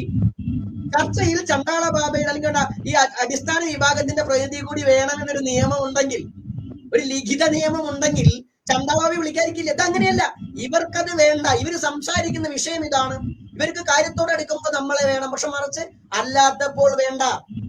എന്നിട്ട് അപ്പൊ ഈ ഒരു വിവേചനം നമ്മളോട് പോലും ഇത് കാണിക്കുമ്പോൾ, ഇത് സന്യാസിമാരും ആചാര്യന്മാരും മുഖ്യധാര സംഘടന കാണിക്കുമ്പോൾ, ഇനി പിന്നെ ചാനൽ കാര്യം, ഇവിടെ മുഖ്യ ചാനലുണ്ട്, ഇവർക്കൊരു ചാനലുണ്ട് കേരളത്തിൽ പ്രവർത്തിക്കുന്നത്. അവരൊരു സമയത്ത് നമ്മളെ വിളിക്കുകയും എന്നാൽ അവരെക്കാൾ കൂടുതൽ നമ്മളെ വിളിച്ചിട്ടുള്ളത് മീഡിയ വണ്ണും റിപ്പോർട്ടർ ചാനലും ന്യൂസ് 18 ഒക്കെയാണ്. ഈ ചാനലിൽ പോയിരുന്ന് ഹിന്ദുക്കൾക്ക് വേണ്ടി സംസാരിച്ചത് കൊണ്ട് മാത്രമാണ് അവർ നമ്മളെ വിളിക്കാത്തത്. എന്നാൽ ഇവരുടെ ചാനലിന്റെ പ്രശ്നം ബലിയാചാരവുമായി ബന്ധപ്പെട്ട് ആ ബലിയാചാരത്തെ എതിർത്ത ഹിന്ദു സംഘടനാ നേതാവിനെ പേരെടുത്ത് നമ്മൾ പറഞ്ഞു എന്നുള്ളതാണ്. അപ്പൊ ഇത്തരത്തിൽ ഇവര് ഇന്ന് ഈ വിഭാഗീയത എന്താ മറ്റുള്ളവരോട് കാണിക്കാതെ? ഇവരെ എതിർത്ത, ഇവരുടെ പൊളിറ്റിക്കലായിട്ട് എതിർത്ത ആളുകൾ, മതപരമായി എതിർത്ത ആളുകൾ ഇവര് പാവിരിച്ചു കൊടുക്കുന്നുണ്ട്. അപ്പൊ ഇത് ഹിന്ദുവിനെ ഭിന്നിപ്പിക്കുന്നത് ഇത് പറയുന്നവരല്ല, കാണിക്കുന്നവര്. അവിടെയാണ് ഈ ഹിന്ദു ധർമ്മം നന്നാകണമെങ്കിൽ ശങ്കരാചാര്യൻ എന്ന് പറഞ്ഞ ആചാര്യൻ ഇനി ഉണ്ടാകില്ല എന്ന ബോധ്യം ഇവർക്ക് ഉണ്ടാകണം.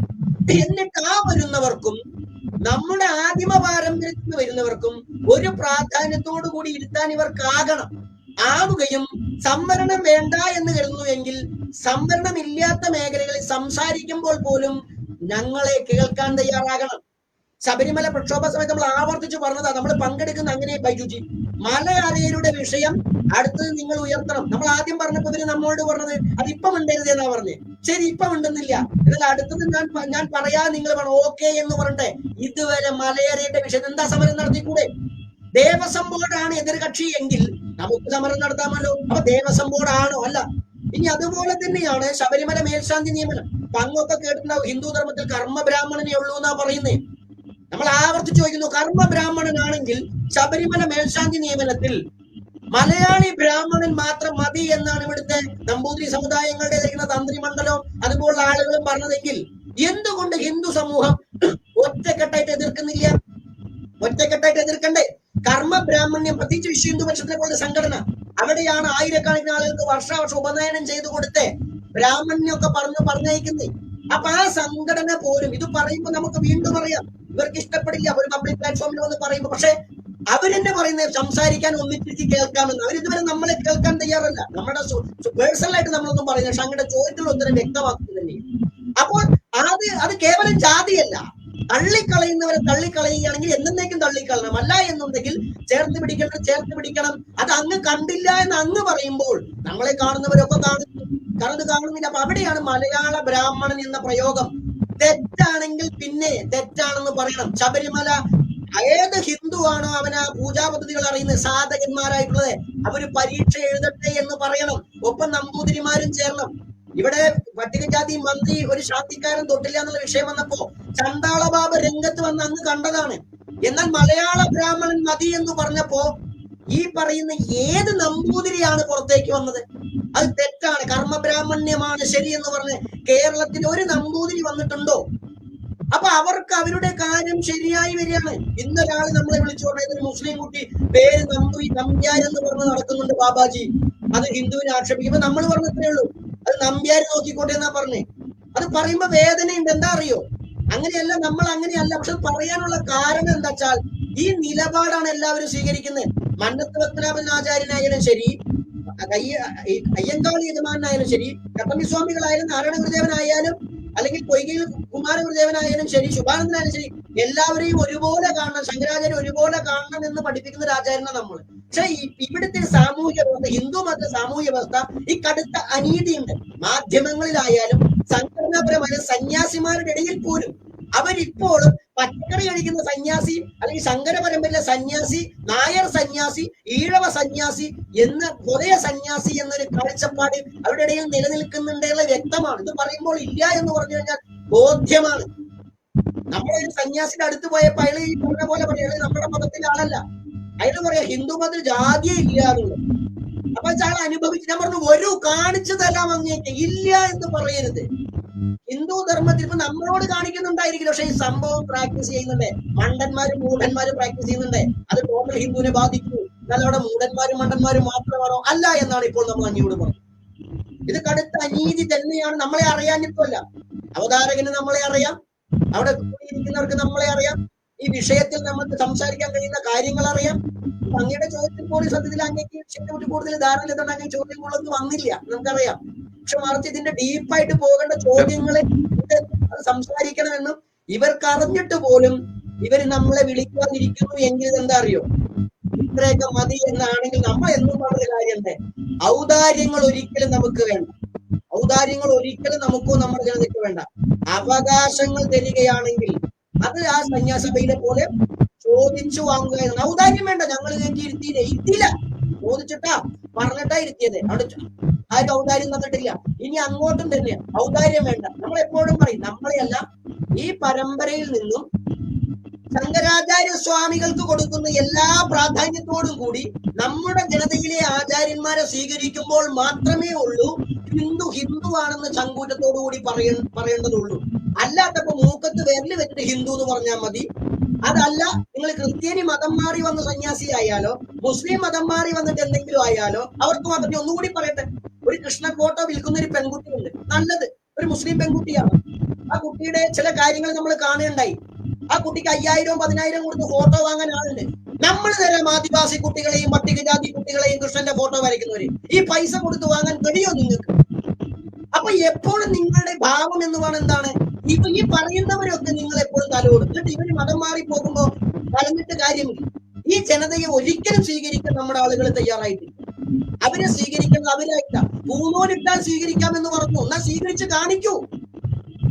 പാവക്കുളത്തെ മഹാദേവ ക്ഷേത്രത്തിൽ ഈ പറയുന്ന ആളുകളെന്ന് മേൽശാന്തിയാക്കി കാണിക്കൂ. അത് പറ്റുമല്ലോ, സംഘടനയുടെ ക്ഷേത്രമല്ലേ. ഇത് വിവാദം ഉണ്ടാക്കാൻ വേണ്ടി പറയുകയല്ല ബൈജൂജി. ഒരു മുസ്ലിം കുട്ടിയുടെ കൃഷ്ണ വിഗ്രഹത്തിന് പ്രാധാന്യം കൊടുക്കാൻ, ഫോട്ടോയ്ക്ക് പ്രാധാന്യം കൊടുക്കുന്നു. ആ ആചാര്യന്മാർക്ക് സന്യാസ സഭയിൽ പ്രാധാന്യം കൊടുക്കുന്നു. ആ ആചാര്യന്മാരുടെ ആളുകൾക്ക് മുഖ്യധാര വേദിയിലേക്ക് പങ്കാളിത്തം കൊടുക്കുന്നു, അവർക്ക് പ്രോത്സാഹനം കൊടുക്കുന്നു എന്ന് പറയുമ്പോൾ ഈ ജനതയിൽ നിന്ന് ആചാര്യന്മാരെയും സന്യാസിമാരെയും ഒക്കെ നമ്മൾ തരാം. SNDP-യിലെ ഒരു സന്യാസി, മുഖ്യ സന്യാസി, ഒരു പട്ടികജാതിക്കാരൻ സന്യാസിക്ക് ദീക്ഷ കൊടുത്തിട്ട് അയാളെ പാണൻ എന്ന് വിളിച്ച് കേസ് നടക്കുക ആലപ്പുഴ കോടതിയിൽ.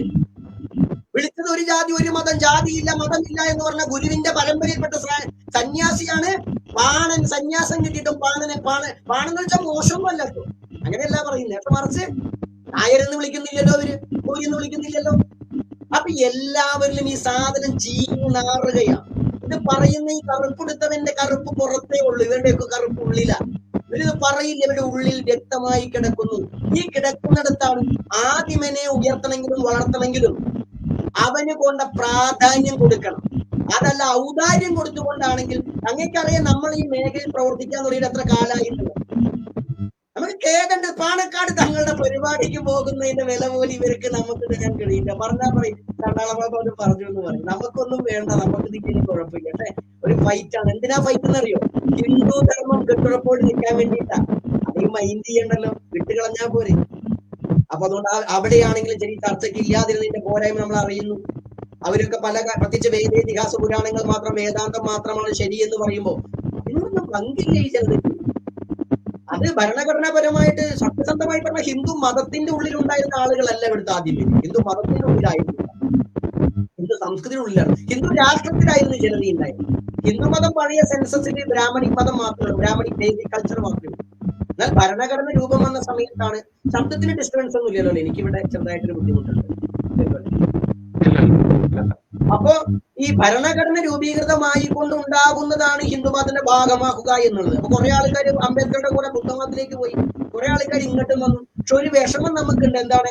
അങ്ങോട്ടും എങ്ങോട്ടും പോയാലും എല്ലായിടത്തും കുവരന്റെ കഞ്ഞി കുമ്പിളില്ല. അതുകൊണ്ടാണ് നമ്മൾ സ്വത്തുവാദം എടുത്ത് ചിലർക്ക് തോന്നും ഇയാളെന്താ കറുപ്പും അല്ലെങ്കിൽ ചുവപ്പും അല്ലെങ്കിൽ മാറിനും മറിഞ്ഞും അതൊക്കെ ഈ കാലഘട്ടത്തിൽ വേണോ തോന്നും. മറ്റെന്ത് പറഞ്ഞാലും അവിടെ ഇവർക്കൊന്നുമില്ല. അപ്പൊ പിന്നെ ഇവർക്ക് ഇവരായി പോലെ സ്വന്തം അച്ഛന്റെ പേര് മാറ്റിയിട്ടുണ്ട കാര്യങ്ങളെ അവിടെ പൂണൂല് പിടിപ്പിക്കോ കൊട്ടയടിച്ച് തൊപ്പി വെപ്പിക്കോ കൊന്നല്ല. അതായി നിൽക്കുക. സ്വത്തും മതം മാറ്റം ഒരിക്കലും അംഗീകരിക്കുന്നില്ല. നമ്മൾ ഒന്നിലേക്കും പോകണം. ഈ ഭാരതീയനായി നിന്നാ മതി, ഹിന്ദുസ്ഥാനിയായി ഹിന്ദുവായി നിന്നാ മതി, എല്ലാതിനെയും നെഞ്ചോട് ചേർത്താൽ മതി. പക്ഷെ ഈ പറയുന്ന സംഘടനകൾ ഇനിയും തിരുത്താനുണ്ട്. പിന്നെ അതുപോലെ മനോഭാവം അതുകൊണ്ട് വീണ്ടും വൈദ്യുതി അങ്ങയുടെ ചാനൽ തന്നെ പറയുകയാണ്, കൃഷ്ണന്റെ ഫോട്ടോ അല്ലെങ്കിൽ ശിവന്റെ ഫോട്ടോ, മഹാവിഷ്ണുവിന്റെ ഫോട്ടോ ഒക്കെ വരച്ചാൽ 10,000 ലക്ഷം കോടിയെ കൊടുത്ത് വാങ്ങാൻ വല്ല നേതാക്കന്മാരും ഹിന്ദുക്കളും ഒക്കെ ഉണ്ടെങ്കിൽ, അല്ല ഒന്നാം തരം വരക്കാരായിട്ടുള്ള ഹിന്ദുക്കളായിട്ടുള്ള പാർശ്വവൽക്കരിക്കപ്പെട്ട ആദിമർ ഇവിടെ ഉണ്ട്, ആദിവാസി പട്ടികജാതി വിഭാഗങ്ങളുണ്ട്. അത് നിങ്ങളൊന്ന് വാങ്ങി സഹായിക്കൂ. എന്നിട്ട് ആ കുട്ടിയെ സഹായിക്കാൻ ആ കുട്ടിക്ക് മുഹമ്മദ് നബിയെയോ അല്ലെങ്കിൽ ഖുർആന്റെ വാക്കുകളോ ഒക്കെ കൊടുത്താൽ ആ കുട്ടിക്ക് അതും ചെയ്യാം. ഇത് വരയ്ക്കേണ്ടതല്ല, ഈ കുട്ടി വരയ്ക്കട്ടെ, പ്രോത്സാഹനം കൊടുക്കണം, വാങ്ങണം. പക്ഷെ അവിടേക്കുള്ള കണ്ണ്, അവിടേക്കുള്ള സിമ്പതി മാത്രമായാൽ ആ കുട്ടിയെ പോലുള്ള ആളുകൾ ഇതിലേക്ക് വിളിച്ച് ഞങ്ങളെ അങ്ങോട്ട് മാറ്റിക്കോളൂ.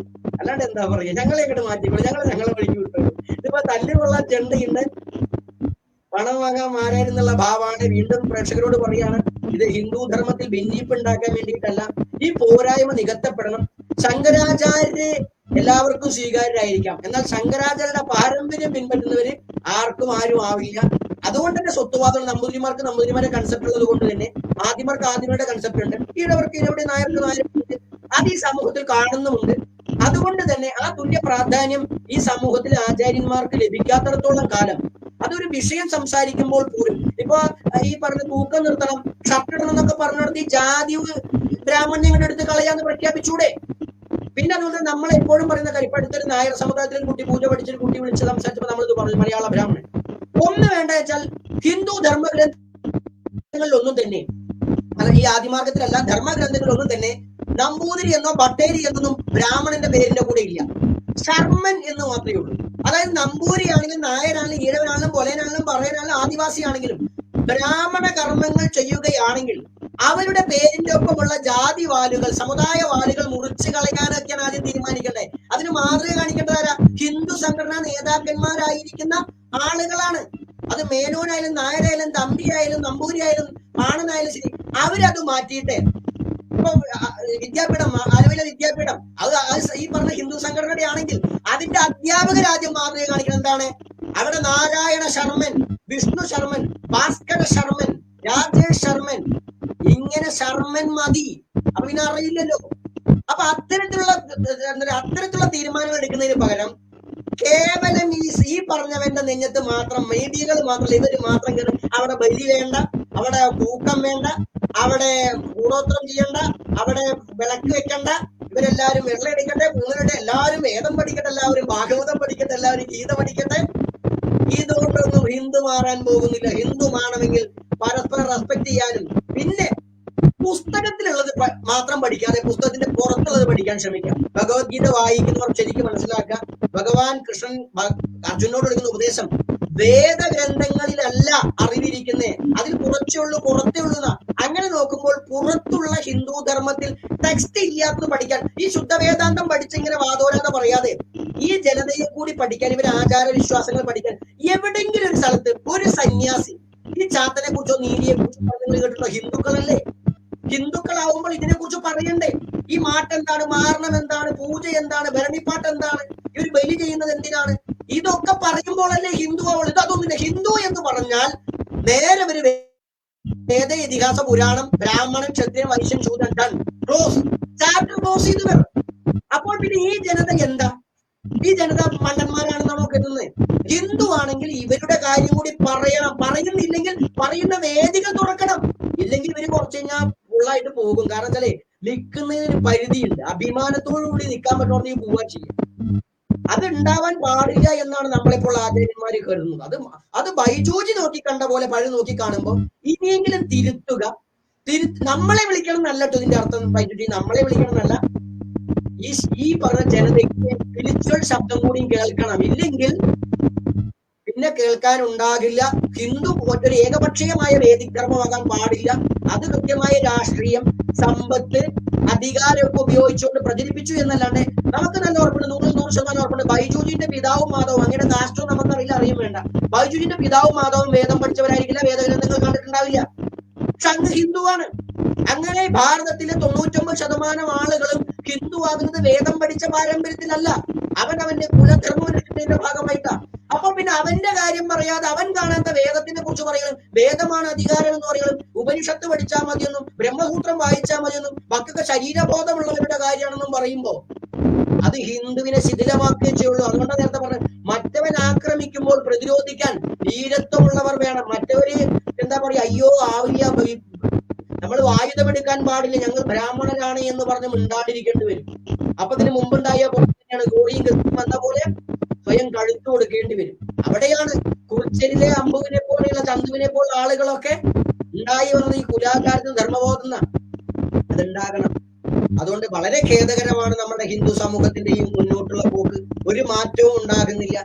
ജാതി പോയി, സന്യാസിമാർക്ക് ജാതി സമ്പ്രദായം എന്ന് പറഞ്ഞാൽ സന്യാസിമാരുടെ ആചാര്യങ്ങളിലേക്കുള്ള ജാതിയാണ് കേട്ടോ അവരുടെ സമ്പ്രദായം. ഒരു പരമ്പര, ആ ചിന്തയിലേക്ക് അവർ വരികയാണ്. ശങ്കരാചാര്യ പരമ്പര, നാരായണന്റെ പരമ്പര, ശുഭാനന്ദന്റെ പരമ്പര, കട്ടമിശാമിയുടെ പരമ്പര, പരമഹംസയുടെ പരമ്പര, ഇങ്ങനെ കുറെ പരമ്പരയിൽ കുന്തിക്കുന്ന കുറെ ആളുകൾ. അതിൽ നമ്മളെപ്പോലുള്ള ആളുകൾ എത്തുന്ന സമയത്ത് അതൊക്കെ രണ്ടാം നമ്പർ. ഇവര് മാടനും മറുതിയൊക്കെയാണ്. ഈ മാടനും മറുതി എന്താണെന്ന് അറിയാത്തതിന്റെ കുഴപ്പമാണ്. അതറിയാൻ ശ്രമിക്കുക. ഒപ്പം വോയിസ് ഉണ്ടായിരിക്കണം. അതങ്ങ് ഇത് പറയാൻ അവസരം തന്നതിന് പ്രത്യേകം നന്ദി പറയുക. കാരണം ഹിന്ദു ചാനൽ തന്നെയാണ് അങ്ങയുടെ ചാനൽ. മറ്റുള്ളവരെ പോലെ വാക്കുകൊണ്ട് മാത്രമല്ല. ഇന്നലെ ആ ചർച്ചയിൽ അങ്ങ് കാണേണ്ടായി.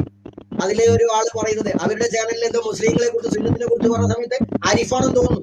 സുന്നത്തിനെ കുറിച്ച് ചിലപ്പോൾ മിണ്ടാൻ പാടില്ല എന്ന് പറഞ്ഞ ഒരു ചാനൽ, അങ്ങയുടെ ചാനലിൽ അങ്ങനെയല്ല, പറയേണ്ടത് പറയാൻ അങ്ങ് അനുവദിക്കുന്നുള്ളത് കൊണ്ട് തന്നെ ഈ ഒരു കാര്യം ഹിന്ദുവിന്റെ ഉള്ളിലൊരു വിഷയം ഇവര് കേൾക്കാനുണ്ട്. ഇതുവരെ നമ്മളെ കേൾക്കാൻ ഒരു ഹിന്ദു സംഘടനകളോ ഒരു നേതാക്കന്മാരോ അടുത്തിരുന്ന് നമുക്ക് പറയാനുള്ള മുഴുവൻ കേൾക്കാൻ തയ്യാറായിട്ടില്ല.